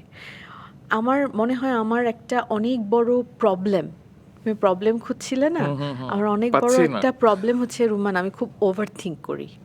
এটা আমার একটা প্রশ্ন যে হ্যাঁ, আপনি কি ওভারথিংক আমি করেন? সাংঘাতিক ওভার থিঙ্ক করি। যেমন আমি পড়ানো বন্ধ করার পরে আবার পড়ানোর শুরু করিনি, কারণ আমার মনে হয়েছে পড়ানোর জন্য মনে হয় আমার আরেকটু বেশি কোয়ালিফাইড হওয়া দরকার। বাট হয় না যে আমরা তো সব সমস্যা নিয়ে সারা জীবন পার করব না, সমস্যা জি। থাকতেই পারে, কিন্তু জি। আপনার ওভারথিংক যে স্বভাবটা, সেটা তো চাইলেই দূর করা সম্ভব আপনি যদি ট্রাই করেন। আচ্ছা, আমি চেষ্টা করব। প্লিজ। হ্যাঁ, আমি চেষ্টা করব। আপনার আরেকটি গুণ যেটা আমরা সবাই জানি এবং ফেসবুকে দেখি, আপনি মাঝে মধ্যে এত অসাধারণ ছবি আঁকেন। আমার মাঝে মাঝে আমি তাকাচ্ছি, আমি ভাবছি যে কারোর ছবি হয়তো শেয়ার করেছেন, পরে দেখি যে আপনার আঁকা, এবং আপনি সচরাচর কোনো বিষয়ে খুব ওভার এক্সাইটেড হন না, কিন্তু আপনাকে একবার মনে হয় ভাইয়াই একটা প্রফেশনাল ওয়াটার কালার সেট নিয়ে এনে উপহার দিয়েছিলেন এবং তাতে আপনি লিখেছিলেন যে আমি রিয়েলি এত এক্সাইটেড হই, কিন্তু এটা পেয়ে আমি খুব খুশি। তা আপনি নিশ্চয়ই আঁকতে ভালোবাসছেন। না, এখানে একটা প্রবলেম আছে, সেটা হচ্ছে, এখানেও প্রবলেম? হ্যাঁ, এখানে একটা প্রবলেম আছে। ওই রংটা আসলে আমি খুলি নাই, কারণ আমার ধারণা আমি এখনো যথেষ্ট ভালো ছবি আঁকি না ওই রংটা দিয়ে ছবি আঁকার মতো। আমার যেমন আমি বলি এটা বলতে তো তোমাকে, 2-4 বছর হয়ে গেছে। রঙের কাগজ আছে না, আর্চিজ বলে একটা রঙের কোম্পানির কাগজ আছে, হ্যাঁ, ওটা অনেক দামি এবং অনেক ভালো শিল্পীরা আঁকে। আমার একটা আর্চিজের বড় জল রঙের প্যাড আছে, আমি ওইটাতেও ছবি আঁকি না, প্লাস্টিক লাগানো, এবং আমি ওই রঙগুলো দিয়েও কোনো ছবি আঁকি না, কারণ আমার ইচ্ছা আমি যখন সত্যি সত্যি অনেক ভালো ছবি আঁকবো তখন আমি ওটা দিয়ে আঁকবো। সেটা কবে নির্ধারণ করবেন? কারণ আমরা যারা দেখি এবং আপনিও যখন ছবিগুলো আপ দেন, আপনি কমেন্ট দেখবেন যে সবাই খুব ভালো বলছে, সো কবে আপনি ফিল করবেন যে আপনি ভালো আঁকেন? আচ্ছা, আমার একটা গোপন ইনস্টাগ্রাম অ্যাকাউন্ট আছে, ওখানে মাত্র ৮৩ জন আমার ফ্রেন্ড আছে, যেখানে আমার নামে না, আমি ওখানে শুধু আমার ছবি আপলোড করি, বুঝছো? সো যেহেতু আমার মাত্র ৮৩ জন ফ্রেন্ড আছে, তার মানে আমি বেশি ভালো ছবি আঁকি না। আর সেখানে যেহেতু কেউ আমাকে চেনে না, সেহেতু আমি অথেন্টিক, একদম 100% অথেন্টিক ওপিনিয়নটা পাই। বুঝতে পারছো? তো যখন তারা আমি কি লেখে? তারা লেখে হ্যাঁ ভালো, হ্যাঁ, তো ইউর ইমপ্রুভিং, এই ধরনের কথা লেখে। এবং এটা এখানে এই ৮৩ জনের মধ্যে বেশিরভাগই বিদেশি, ওকে। কারণ বাংলাদেশের মানুষ আর্ট চ্যানেল ফলো কম করে। হ্যাঁ, সো আমার মনে করো 90% ছবি আমি ওখানে আপলোড করি। সো নিজেরটা তো আসলে নিজে ওভাবে করে ভালো করে বোঝা যায় না। তুমি এখন চিন্তা করছো এটা তো খুঁজে বের করতে হবে। হ্যাঁ, হ্যাঁ, না আমি ভাবছিলাম আপনাকে অ্যাকাউন্টটার নাম এখানে জিজ্ঞেস করবো, পরে না ভাবলাম না আপনি বলবেন বলবো না, না। সো আমি জিজ্ঞেস করলাম না। সো ওখানে থেকে আমি কিছু ফিডব্যাক পাবো আমি জানি। আর নিজেও তো যেহেতু অনেক গ্যালারিতে যাই, নিজেও একটা টাইমে বুঝবো হয়তো যে এখন ভালো আঁকছি। তো তবে আমি শুনেছি যে আপনি মিউজিয়ামে রেগুলার যান। হ্যাঁ, আমি যাই। যেকোনো। যে কোনো দেশের বাইরে গেলে আমি মিউজিয়ামে যাই। ইনফ্যাক্ট এই বছর আমি ঢাকাতেও বেশ কয়েকটা গ্যালারিতে গেছি। ঢাকাতে? হ্যাঁ, বাহ, কারণ আমাদের এই নভেম্বর থেকে ফেব্রুয়ারি পর্যন্তই বেশি এক্সিবিশনগুলো হয়। বাহ। বই পড়া নিয়ে আপনি খুব সুন্দর সুন্দর কথা বিভিন্ন সময় বলেন, এবং আপনার নিজের লেখাও বই রয়েছে, যে বইটা আমিও পড়েছি, এবং আপনি খুব সুন্দর লেখেন, আর লিখছেন না এখানেও আপনি নীরব কিংবা ছুটিতে আছেন, আশা করছি সামনে পাবো। তো আপনার কি মনে হয় যে বই পড়া যে এই প্রজন্ম কমিয়ে দিয়েছে, কিংবা বই পড়ার কালচারটাই কমে গেছে, এতে কি আমরা কোনোভাবে ক্ষতিগ্রস্ত হচ্ছি না? বই পড়াটা এক একটা জেনারেশন এক একভাবে শেখে, এটা আমি বিশ্বাস করি, বুঝছো? অনেক অনেক বছর আগে বই ছিল না, যখন তালপাতায় লেখা থাকতো, সেটা তুমি অন্য ধর্মের কথা বলো বা আমাদের ধর্মের কথা বলো, তালপাতায় লেখা থাকতো, গুরু পড়ে শোনাতো, শিষ্য শিখতো। জি। কারণ তখনও খাতাপত্র ওভাবে করে এভাবে কমার্শিয়ালি আবিষ্কার হয় নাই। তারপরে আমাদের দাদা নানারা একভাবে লেখাপড়া করতো, আমাদের বাবারা তার চেয়ে অন্যভাবে লেখাপড়া করতো। আমরা জি। যখন লেখাপড়া করতাম, আমার আব্বা আমাদেরকে বলতো ওনারা স্কুল জীবনে, কলেজ জীবনে এত কেস স্টাডি করে নাই, আমরা অনেক কেস সলভ করতাম। জি, তুমিও জি, তো একদম। বিবিএ এমবিএ করেছো, জি। প্রচুর কেস মানে কেস সলভ করেছি আমরা। শেখাটা চলতে থাকবে রুম্মান, শেখাও ভাষার মতো বদলাবে। আমার ধারণা আর কিছুদিন পরে ইউনিভার্সিটির অনেকগুলো সাবজেক্টের জন্যই আর ইউনিভার্সিটিতে যাওয়ার প্রয়োজন হবে না। কেউ যদি ওই পার্টিকুলার সাবজেক্টগুলো শিখতে চায়, সে এআই অথবা ওপেন যে কোনো সোর্স থেকে শিখতে পারবে। সো তখন কি তাহলে তুমি বলবা যে যে ক্ষতিগ্রস্ত হচ্ছে? সেটা ক্ষতিগ্রস্ত হচ্ছে না? তো যেমন আমি কিছুদিন আগে একটা কোর্স করেছি রুম্মান, অল্প কিছুদিন আগে 6 সপ্তাহের একটা কোর্স করেছি। হ্যাঁ, ওই কোর্সটা আমি কয়েক হাজার ডলার খরচ করে বিদেশে গিয়েও 6 সপ্তাহে করে আসতে পারতাম। কিন্তু আমার কেন জানি মনে হয় যে আমি যে বাসায় বসে এই কোর্সটা করেছি, এবং যেহেতু আমার পিছনের একটা ব্যাকগ্রাউন্ড আছে অলরেডি, মোটামুটি আমি আগে থেকে এডিট মোটামুটি করতে পারতাম, আমার মনে হয় না তো আমি কোনো দিক থেকে লসে আছি। বা কি নিয়ে কোর্স করেছেন? এটা নাই বা বললাম, আমি যেই কারণে এই শিক্ষাটা ব্যবহার করছি, সেখানে তো আমার অ্যাপ্লিকেশনে তো আমার কোনো অসুবিধা হচ্ছে না। প্লাস আমি যদি অ্যাপ্লিকেশনে কোথাও আটকে যাচ্ছি, আমি এআইকে ডাইরেক্ট কোয়েশ্চেন করতে পারছি, যেখানে ও আমাকে একদম স্পেসিফিক আনসার দিচ্ছে, অথবা আমি ইউটিউবের একটা টিউটোরিয়াল দেখে নিতে পারছি। সো বাচ্চারা বই পড়ছে না, বই পড়া অবশ্যই ভালো, তবে বই পড়ছে না জন্য এখনকার বাচ্চারা অনেক কম জানে। যেহেতু আমি একজন 16 বছর ছেলের মা এবং 10 বছরের মেয়ের মা, আমি এটার সাথে একমত না যে জাস্ট বিকজ ওরা বই পড়ে না জন্য ওরা কম জানে। তবে হয় না যে আপনি এআই এর কথা বললেন, আমরা অনেক সময় অনেকেই দেখে যে এআই নির্ভর হয়ে যাচ্ছে, এবং কিছু হলে চ্যাট জিপিটিতে চলে যাচ্ছে আর কি, এবং সেক্ষেত্রে দেখা যাচ্ছে যে ব্রেইনটা ঠিকঠাকভাবে হ্যাঁ। কাল্টিভেট হচ্ছে না কিংবা কাজ করছে না, আমরা সহজ উপায় খুঁজছি আর কি। এই বিষয়টা কি আপনার কি মনে হয় না যে কিছুটা হলো ক্ষতিকারক, যে আমরা এআই হেল্প নিতে পারি কিন্তু পাশাপাশি নিজেরও একটা জায়গা থাকা উচিত? একটা ক্লাসে 50 জন 100 জন স্টুডেন্ট থাকে। কিছু স্টুডেন্ট জীবনে কিছু করতে পারে না, কিছু ভালো ছাত্র জীবনে কিচ্ছু করতে পারে না। এআই দিয়ে তুমি শেখো, বই পড়ে শেখো, ক্লাসে বসে শেখো, শুধু মেধাবীরাই সামনের দিকে এগিয়ে যাবে। একদম। তুমি যদি নায়ক নায়িকাদের কথাও বলো, প্রত্যেকটা প্রজন্মে একসাথে 10 জন 20 জন 15 জন শুরু করে। ধরো যদি আমি একদম নতুন তো অত বলতে পারবো না, এর আগের জেনারেশনের কথা যদি বলো বা এখনকার কথা যদি বলো, মেহেজাবিন কিন্তু মেহেজাবিনই, ওর সাথে কি ও কি একা এসেছিল? না, ওর সাথে তো অনেকে ছিল। রাইট। অপি আপা, রাইট? ও তো আর একা শুরু করে নাই, ওর সাথে তো আরো অনেকে ছিল। কিংবা আপনাদের সময় আপনি তারিন আপা। আমাদের কথা না হলে নাই বললাম। সো মেধাবীরাই এগিয়ে যাবে, সেটা বই পড়ে শিখে এগিয়ে যাক, এআই দিয়ে এগিয়ে যাক, বা যেভাবে এগিয়ে যাক। এবং মেধাবীরা আমার ধারণা সব সময় যুগে যুগেই তারা জানে যে কোনটা ঠিক, কোনটা তাকে সবচেয়ে বেশি সামনের দিকে এগিয়ে নিতে সাহায্য করবে। আর গাইডেন্সের ব্যাপারটা তো তোমার ফ্যামিলি নাম্বার ওয়ান, তারপরে তোমার স্কুল বা ইনস্টিটিউশন যেখানে তুমি যাও।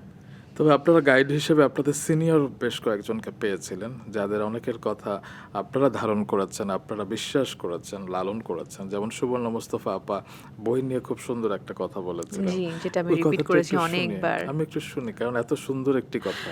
আচ্ছা, এটা সুবর্ণা মোস্তফা, আমাদের শ্রদ্ধেয় অভিনেত্রী, উনি বলেছিলেন, এবং ওটা আমি অনেক জায়গায় রিপিট করি সবসময়ই। সেটা হচ্ছে যে আহ, উম, আপনি যখন একটা স্ক্রিপ্ট পড়েন, আপনি যদি লেখা থাকে যে আপনি একটা মেঠোপথ দিয়ে হেঁটে যাচ্ছেন, তাহলে আপনি স্ক্রিপ্টটা পড়ার সময় চিন্তা করেন যে একটা গ্রামের মেঠোপথ দিয়ে হেঁটে যাচ্ছেন।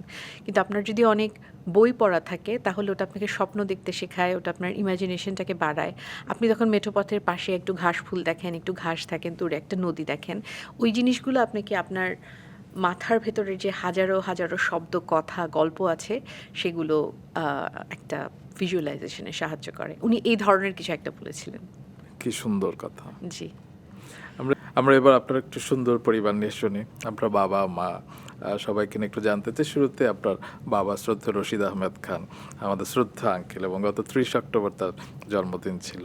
এবং আমি প্রায়ই আপনার কাছ থেকে শুনেছি যে আপনার জীবনে দুজন মানুষ আছেন, বাবা এবং আপনার শাশুড়ি।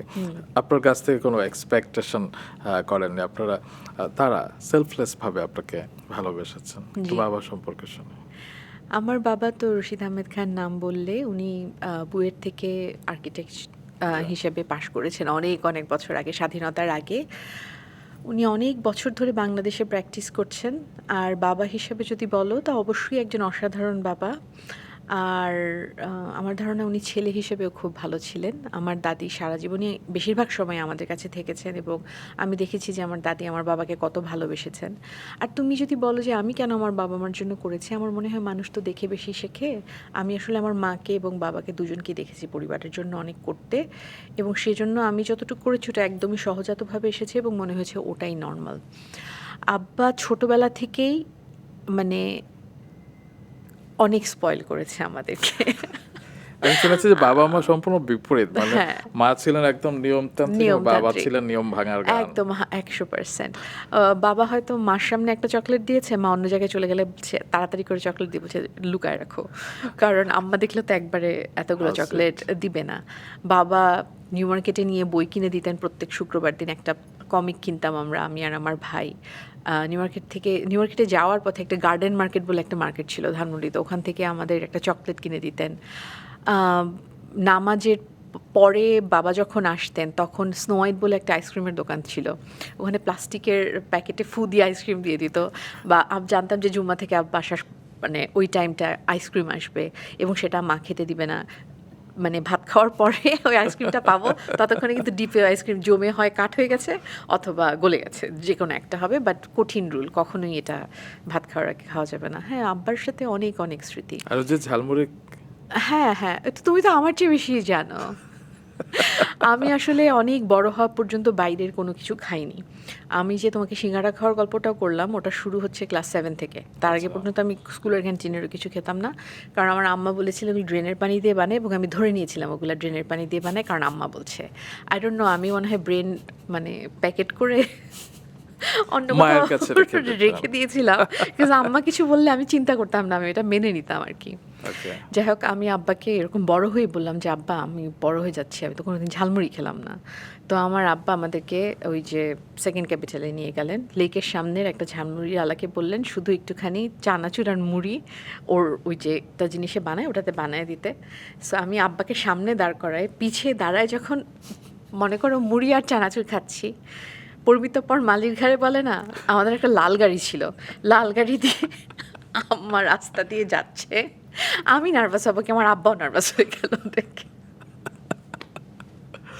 মানে আমি সিচুয়েশনটা কল্পনা করছিলাম, একটা ছোট্ট সীতা, সে একটা ঝালমুড়ি খাচ্ছে জি। এবং তখন বাবার অবস্থা কি, আপনার অবস্থা এবং আমি কি? আমার জীবনের প্রথম ফুচকা খেয়েছি আমার হাজবেন্ডের সাথে। হোয়াট? হ্যাঁ। আমি শুনেছি যে তিনিও এক সময় বিয়ের পর আপনাকে বলেছে লিভ এ লিটল। হ্যাঁ, হ্যাঁ, হ্যাঁ, হ্যাঁ। কিন্তু আমার জীবনটা খুব সুন্দর ছিল। আমার জীবন একটুও খারাপ ছিল না। সেটা অবশ্যই ছিল না, কিন্তু হয় না যে আরো বেশি কালারফুল তো আমি হওয়া যায়। বললি না রুমান, আমার ওই যে পাহাড় থেকে বানজি জাম্পিং করব, কায়াকিং করব, অনেক দুঃসাহসী অনেক কিছু করব, এরকম কোনোদিন কোনো ইচ্ছাই হয় নাই। এনিওয়ে, মার প্রসঙ্গে একটু শুনি। মা শ্রদ্ধা জাহানারা খান লোধি, জি। যিনি 10 অক্টোবর 2022 হয়তো আমাদের ছেড়ে চলে গেছেন, কিন্তু তার অনেক স্মৃতি আমাদের মাঝে আছে। 21 সেপ্টেম্বর তার জন্মদিন। আপনি মায়ের সম্পর্কে বলছিলেন যে একদম নিয়মতান্ত্রিক ছিলেন এবং আপনি দীর্ঘ সময় আসলে বাইরের খাবার খাননি এবং শুটিং সেটেও আপনি মায়ের হাতের খাবারই নিয়ে যেতেন। একদম। আমি যতদিন শুটিং করেছি আমি বাসা থেকে খাওয়া নিয়ে গেছি। এখানে একটু আন্দালিবের কথা বলতে হবে। আন্দালিব অনেক বছর পরে একদিন আমাকে ধমক দিয়ে বলছিল, তুই দেখ এইখানে কল, ওইখানে হচ্ছে ড্রেন, এই ড্রেনটা এত নিচু যে এই লোকটা ড্রেনের থেকে কিছু তুলতে হলে রশি লাগবে, বালতি লাগবে, কত কষ্ট হবে, তারপরে এই গন্ধটা দূর করবে কি করে, ও কিন্তু কলটা ছাড়লেই পানি পাবে, তুই এখন বল ও কি ড্রেনের পানি দিয়ে বানাবে না কলের পানি দিয়ে বানাবে। আমি জানি ফর আ ফ্যাক্ট আমি বোকা না, বুঝছো, কিন্তু আম্মা কেন জানি কিছু বললে আমার মনে হতো যে ইহাই সত্য, এবং এর আগেও কোনো কথা নেই, এর পরেও কোনো কথা নেই। এবং আমি যেটা দেখেছি, একবার আমি মা মেয়েকে নিয়ে একটা রিপোর্ট করেছিলাম এবং মায়ের কথা আর কি, এবং সেই সময় আমি আপনাদের বাসায় এসে আন্টির ইন্টারভিউ নিয়েছিলাম আপনার সম্পর্কে, এবং তখন আমি ফিল করেছি যে হয় না যে অনেকে বলা যায় আমি তো মায়ের সাথে খুব ফ্রেন্ডলি কিংবা এরকম বাবার সাথে ফ্রেন্ডলি, আপনি লিটারেলি মায়ের বেস্ট ফ্রেন্ড, এবং আপনি এমন কোনো কথা নেই যে মাকে বলতেন না, যেটা অনেকের ক্ষেত্রে হয়তো আনইউজুয়াল ছিল আর কি। সত্যি ঠিক বলেছেন। হ্যাঁ, এটা ঠিক বলেছো, এবং এই জন্য যেমন বড় হওয়ার পরে আমি আমার ছেলের সাথে এবং আমার হাজব্যান্ডের সাথে একদম বিয়ের ইমিডিয়েট পর থেকেই একই রকম সম্পর্ক।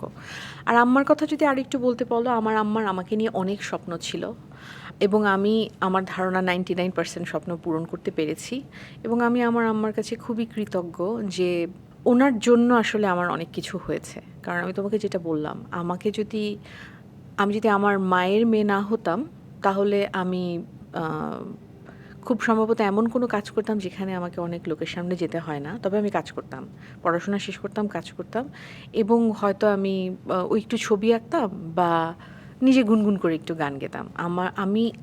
আমাকে আমার মতো ছেড়ে দিলে আমার মিডিয়া আসার কথা না। তবে আপনি যখন মাকে মিস করেন, হ্যাঁ, আপনি তো খুব অন্তর্মুখী, সহজে কিছু বলেন না, কিন্তু মাঝে মধ্যে দু একটা লাইন যখন লেখেন সেটা কিন্তু বুকে গিয়ে লাগে। আপনি যখন গেল রমজানে আপনি লিখছিলেন না যে আই ডিপলি মিস মাই মাম কিংবা my mother during iftar time, এবং সবার উদ্দেশ্যে বলছিলেন যে মা যতদিন থাকে সেটাই জীবনের শ্রেষ্ঠ সময়। সেটা তো বটেই। ইফতারে কি হতো? ইফতারে সবসময় লাস্টে যেটা হতো, আর আমরা অনেক বছর আমার দাদি এবং আমার নানি একই বাসায় ছিল, আমরা যখন বড় হই আর কি, এবং আমি বললাম না বেশিরভাগ সময় আমার দাদি আমাদের সাথে ছিল। সব ইফতারের লাস্ট জিনিসটা ছিল আম্মা এত বড় একটা বাটির মধ্যে লাস্টের শরবত বানাবে, একদম লাস্ট মোমেন্টে শরবত বানাবে, তারপরে শরবতটা ছেঁকে ওখানের মধ্যে বরফ দিবে এবং সবার গ্লাসে গ্লাসে দিয়ে দিবে। সো ওই জিনিসটা খুবই মনে পড়ে, এবং আরেকটা জিনিস মনে পড়ে যে কি বলবো, ইফতার তো আসলে আমাদের মনে হয় যে আমাদের জীবনের, বাংলাদেশি মানুষদের জীবনে ইফতার, এটা রিগার্ডলেস অফ তুমি কোথা থেকে আসছো, এটা তো মনে হয় যে ডিনারও হয়তো আমরা, রাতের খাবার সকালের খাবারও হয়তো আমরা বছরের পর বছর একসাথে ফ্যামিলিতে, হয় বাবা বাইরে থাকে অথবা ভাই বাইরে থাকে অথবা যারা কাজ করে কিছু না কিছু হয়, কিন্তু ইফতারটা মনে হয় আমার, বিশেষ করে প্রথম রমজান অথবা 27শে রোজা অথবা শেষ রোজার দিকে, এটা তো আসলে আমাদের প্রত্যেকটা ফ্যামিলির অনেক ইন্টিমেট গল্প আছে। একদম। এবং আপনার মনে আছে আপনি আমি একদিন বাইরে ইফতার করেছিলাম, আমার খুব হ্যাঁ, ইন্টারেস্টিং মনে আছে। ছিল সেই হ্যাঁ, সময়টা। হ্যাঁ, হ্যাঁ। একটু দাদি নানির প্রসঙ্গেই আসে, যেহেতু আপনি প্রসঙ্গটা তুললেন। আমি শুনেছি যে আপনার পড়া ম্যাক্সিমাম ড্রেস দাদি বানিয়ে দিতেন এবং নানি বোধহয় উলের কাজে খুব না, পারদর্শী ঠিক ছিল। উল্টা। উল্টাটা। আমি অনেক বছর পর্যন্ত আমার দাদির বোনা সোয়েটার পরেছি। যেমন হোলি ক্রসে একটা জায়গা থেকে এক রকমের লাল সোয়েটার এনে ওখান থেকে সেল করা হতো, কারণ স্কুলে তো সবারই একটা জি, মানে জি। ইউনিফর্মিটি থাকবে। কিন্তু আমি সারা সময় আমার দাদির বোনা লাল সোয়েটার পরেছি। সো সবার থেকে একটু অন্যরকম হতো এবং টিচাররাও মনে হয় একটু বিরক্ত হতো, কিন্তু যেহেতু লালটা একদম সেম, তেমন কিছু বলতে পারতেন না। আর আমার নানি আমার প্রচুর ফ্রক, স্কার্ট, টপ সেলাই করে দিয়েছে, প্রচুর। বাহ! মানে আমার আম্মা, আমার নানি আমার আব্বাকে ২ সপ্তাহ ধরে পটাবে যে একটু কাপড়ের দোকানে নিয়ে যাও। কারণ ওই কাপড়ের যেই জায়গা চাঁদনী চক বা গাউসিয়া, ওখানে আসলে একটা ছেলেকে ছাড়া যাওয়াটা একটু কষ্টসাধ্য ব্যাপার। এবং যেকোনো ছেলের জন্য এটা শুনলেই মনে হয় যে আমার জ্বর চলে আসছে, একদম আমাকে same আমাকে here. বাঁচাও। সো ১-২ সপ্তাহ মা এবং শাশুড়ির চাপে জর্জরিত হয়ে কোনো এক শুক্রবার দিন ঠিক নামাজের পর আব্বা ওনাদেরকে নিয়ে যেতেন এবং ওনারা একসাথে এক গাঁট্টি কাপড় কিনে নিয়ে আসতেন এবং আমি এটা দেখে বুঝতাম যে আচ্ছা, এটা আমার ফিউচার নেক্সট ৬ মাস। একটু আমরা ভাইয়ার কথা শুনতে চাই, আরিফুদ্দৌলা। যদিও আপনি বলছিলেন যে তিনি চান না যে তার অনেক কথা আসুক। তারপরে হয় না যে ১৬ই মার্চ ২০০৩-এ আপনাদের বিয়ে হয়েছিল এবং তারপর থেকে আপনাদেরকে যখন আমি একসাথে দেখি, যেমন মায়ের কুলখানির সময় আপনারা এত সুন্দর করে সব কিছু ডিল করছিলেন এবং তিনি এত সুন্দর করে আপনাকে রেসপন্স করছিলেন, হেল্প করছিলেন। তো আপনাদের দেখে মনে হয়েছে যে আপনাদের খুব দারুণ একটি কেমিস্ট্রি রয়েছে। শুরুতে যেটা বললে যে আসলে যেহেতু উনি পছন্দ করেন না যে ওনাকে নিয়ে আমি অনেক কথা বলি, আমি আগেও যেটা বলেছি এখনও তা বলবো যে আমি আসলে ওনার কাছ থেকে অনেক কিছু শিখেছি। ওনার কাছ থেকে আমি অনেক কিছু শিখেছি যেটা আমাকে জীবনে প্রত্যেকদিন চলার পথে সাহায্য করেছে, যেটা আমাকে অনেক কঠিন সময়ে অনেক ভালো সিদ্ধান্ত নিতে সাহায্য করেছে। এবং অন্য যেকোনো কিছুর চেয়ে আমি একটা জিনিস বলবো যে একটা সম্পর্কের মধ্যে আসলে রেসপেক্ট থাকাটা খুবই জরুরি এবং ওনাকে আমি অসম্ভব রেসপেক্ট করি এবং আমি আসলে আল্লাহর কাছে কৃতজ্ঞ এমন একজন মানুষকে আমার জীবনে দেওয়ার জন্য। তবে আমি মনে করি রুম্মান, সংসার জিনিসটা না একটা দেখা তোমার পেছনে যে ছোট ছোট গাছ আছে, এত ছোট গাছ কত সিম্পল ওদের জীবন, তাও কিন্তু প্রতিদিন পানি না দিলে মরে যাবে। সংসার কিন্তু অনেক কমপ্লেক্স, অনেক বড় একটা ব্যাপার। তুমি যদি মনে করো যে ৫ বছর হয়ে গেছে, ১০ বছর হয়ে গেছে, এখন তো আমি একটা শক্ত ভিতের মধ্যে দাঁড়ানো, সো যদি অবহেলা করা শুরু করো গাছ মরে যাবে রোমান। সংসার এমন একটা জিনিস, সবসময় তোমার মনে রাখতে হবে এটা খুবই যত্নের, আগলে রাখার ব্যাপার। আজকে আমরা ভালো আছি আলহামদুলিল্লাহ, কালকে কি হবে কেউ বলতে পারে না। কালকে হয়তো ভয়ঙ্কর কোনো একটা সম্পর্ক তৈরি হতে পারে। সো আমি প্রত্যেক দিন অনেক আল্লাহর কাছে শুকুর করি এবং আমি আপ্রাণ চেষ্টা করি যেন আমার ফার্স্ট প্রায়োরিটি এটা এবং এটা যেন সুন্দরভাবে থাকে। অবশ্যই সেটি থাকবে, কারণ আপনি সেটা চান। তবে হয় না যে আপনি যেটা বলছিলেন যে সবকিছু নার্চার করতে হয়, সময় দিতে হয়, অবহেলা করতে হয় না। আপনি কি করেন? যেটা হয় মিডিয়ার মানুষদের সম্পর্ক নিয়ে অনেক কথাবার্তা হয় কিংবা অনেক ডিভোর্সের রেট আমরা দেখি যে মিডিয়াতেও হচ্ছে, মিডিয়ার বাইরেও হচ্ছে। কিন্তু আপনি সংসার ধরে রাখার জন্য আপনি পার্সোনালি কি করেন? এখানে কি ধৈর্য অনেক বাড়াতে হয়? এখানে কি কম্প্রোমাইজ অনেক করতে হয়? মানে আপনি কি করেন? বেশি ফ্রেন্ডলি হতে গিয়ে না রেসপেক্টটা কোথায় জানি হারিয়ে যায়। রেসপেক্ট কিন্তু সবাই চায়। আপনি একটা বাসায় হাঁস মুরগি পালেন বা আপনি আপনার মুরব্বিদের সাথে কথা বলেন, আপনি আপনার সমবয়সীদের সাথে বলেন, ছোট বড় যাই বলেন, রেসপেক্ট কিন্তু সবাই ভ্যালু করে। আপনি Right. রাস্তায় হতদরিদ্র একটা মানুষ যে ৩ দিন ধরে খায় না, ওর মুখের উপরে এরকম করে একটা ১,০০০ টাকার বান্ডিল ছুঁড়ে মারেন, দেখবেন ও কিন্তু নাও নিতে পারে।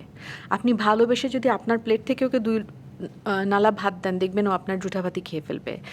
আমার মনে হয় যে মানুষ খুব বেশি রিল্যাক্সড হয়ে যায় রুম্মান। ওইটাই বললাম যে সবসময়ই কিন্তু একটা যত্ন রাখতে হয়।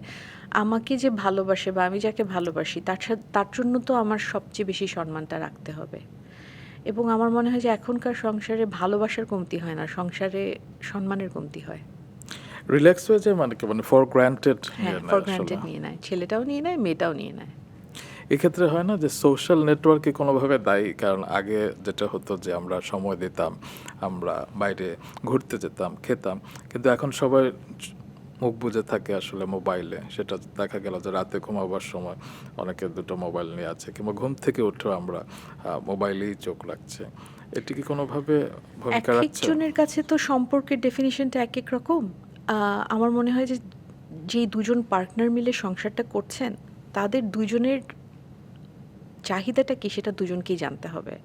এখন যদি ওদের দুজনের চাহিদা হয় যে না সপ্তাহে 3 দিন আমি বেড়াতে যাব, সেটাকে প্রেফারেন্স দিতে হবে। চাহিদা যদি হয় যে আমরা মাসের পর মাস কারোর সাথে ঠিকমতো কথা বলবো না, কিন্তু once in a blue moon আমরা সারা রাত কথা বলে গল্প করে কাটিয়ে দেব, কারণ আমরা দুজনেই খুব ব্যস্ত, আমরা দুজনে দুজনের জীবনে অনেক ব্যস্ত।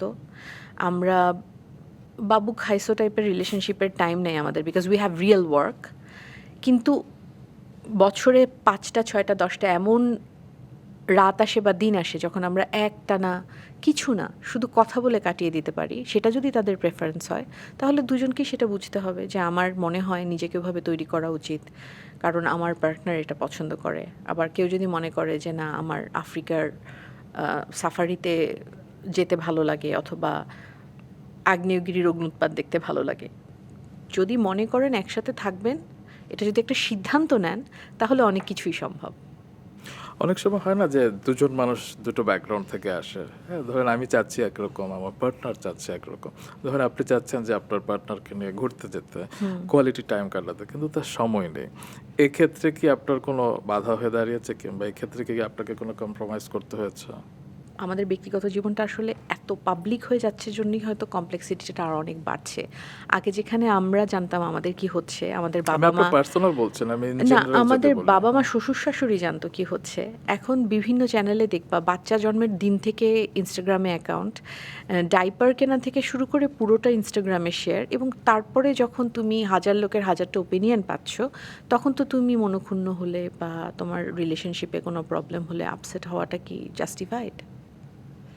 চিন্তার বিষয়। সেটাই।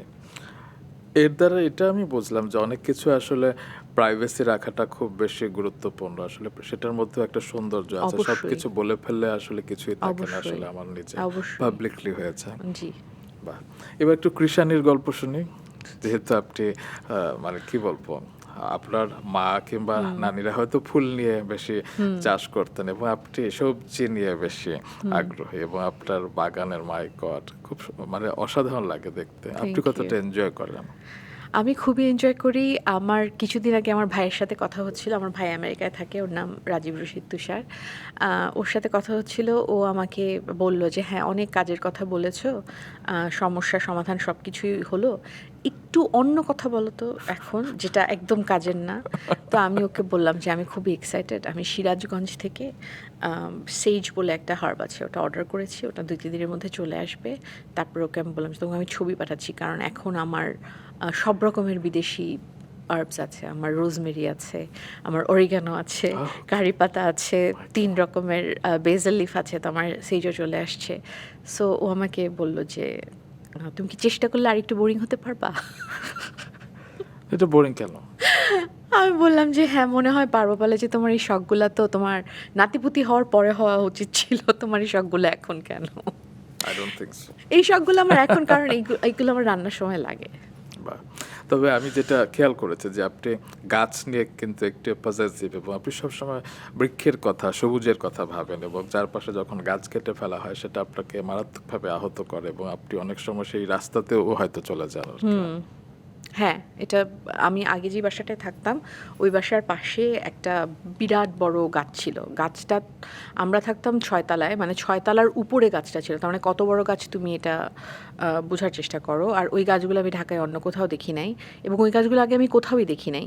তারপরে আমি যেটা রিয়েলাইজ করলাম, এই বছর কক্সবাজারে যেয়ে, কক্সবাজারে মনে হয় একটা এরিয়া আছে বন বিভাগের, যেখানে গর্জন গাছ বলে মনে হয়, অনেক জি, জি। অনেক লম্বা হয়। কোনো পাতা টাতা নেই, উপরে অনেক পাতা থাকে। মনে হয় এটা গর্জন গাছেরই একটা ভ্যারিয়েন্ট ছিল, মানে অনেক লম্বা গাছ।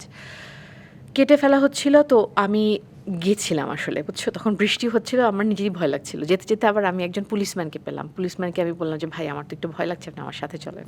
তো উনিও খুব ভালো একজন পুলিশম্যান ছিল, উনি আমার সাথে গেলেন। তারপর আমি যখন জিজ্ঞেস করলাম, "এই গাছটা কেন কাটছেন?" তখন বলল, "এখানে ব্যাডমিন্টন কোর্ট হবে।" আচ্ছা, ব্যাডমিন্টন কোর্ট হবে জন্য এত পুরনো, এত ভালো একটা গাছ তুমি কেটে ফেলবা? তারপর ওইখানে আমি একটুখানি অসন্তোষ প্রকাশ করলাম, এবং আমাকে পুলিশম্যানটা আসলে হেল্প করলো, বুঝছো? উনিও কিছু কথা বললো, তো এটা কাটা হলো না। পরে আমি ব্যাংকক গেলাম। ব্যাংকক থেকে এসে দেখলাম কোনো গাছ নাই। এবং বাই দ্য ওয়ে ওখানে ব্যাডমিন্টন কোর্ট হয় নাই, কি হয়েছে? কিছুই মানে সেটাকে হয়নি। মিথ্যে বলেছিল? হ্যাঁ।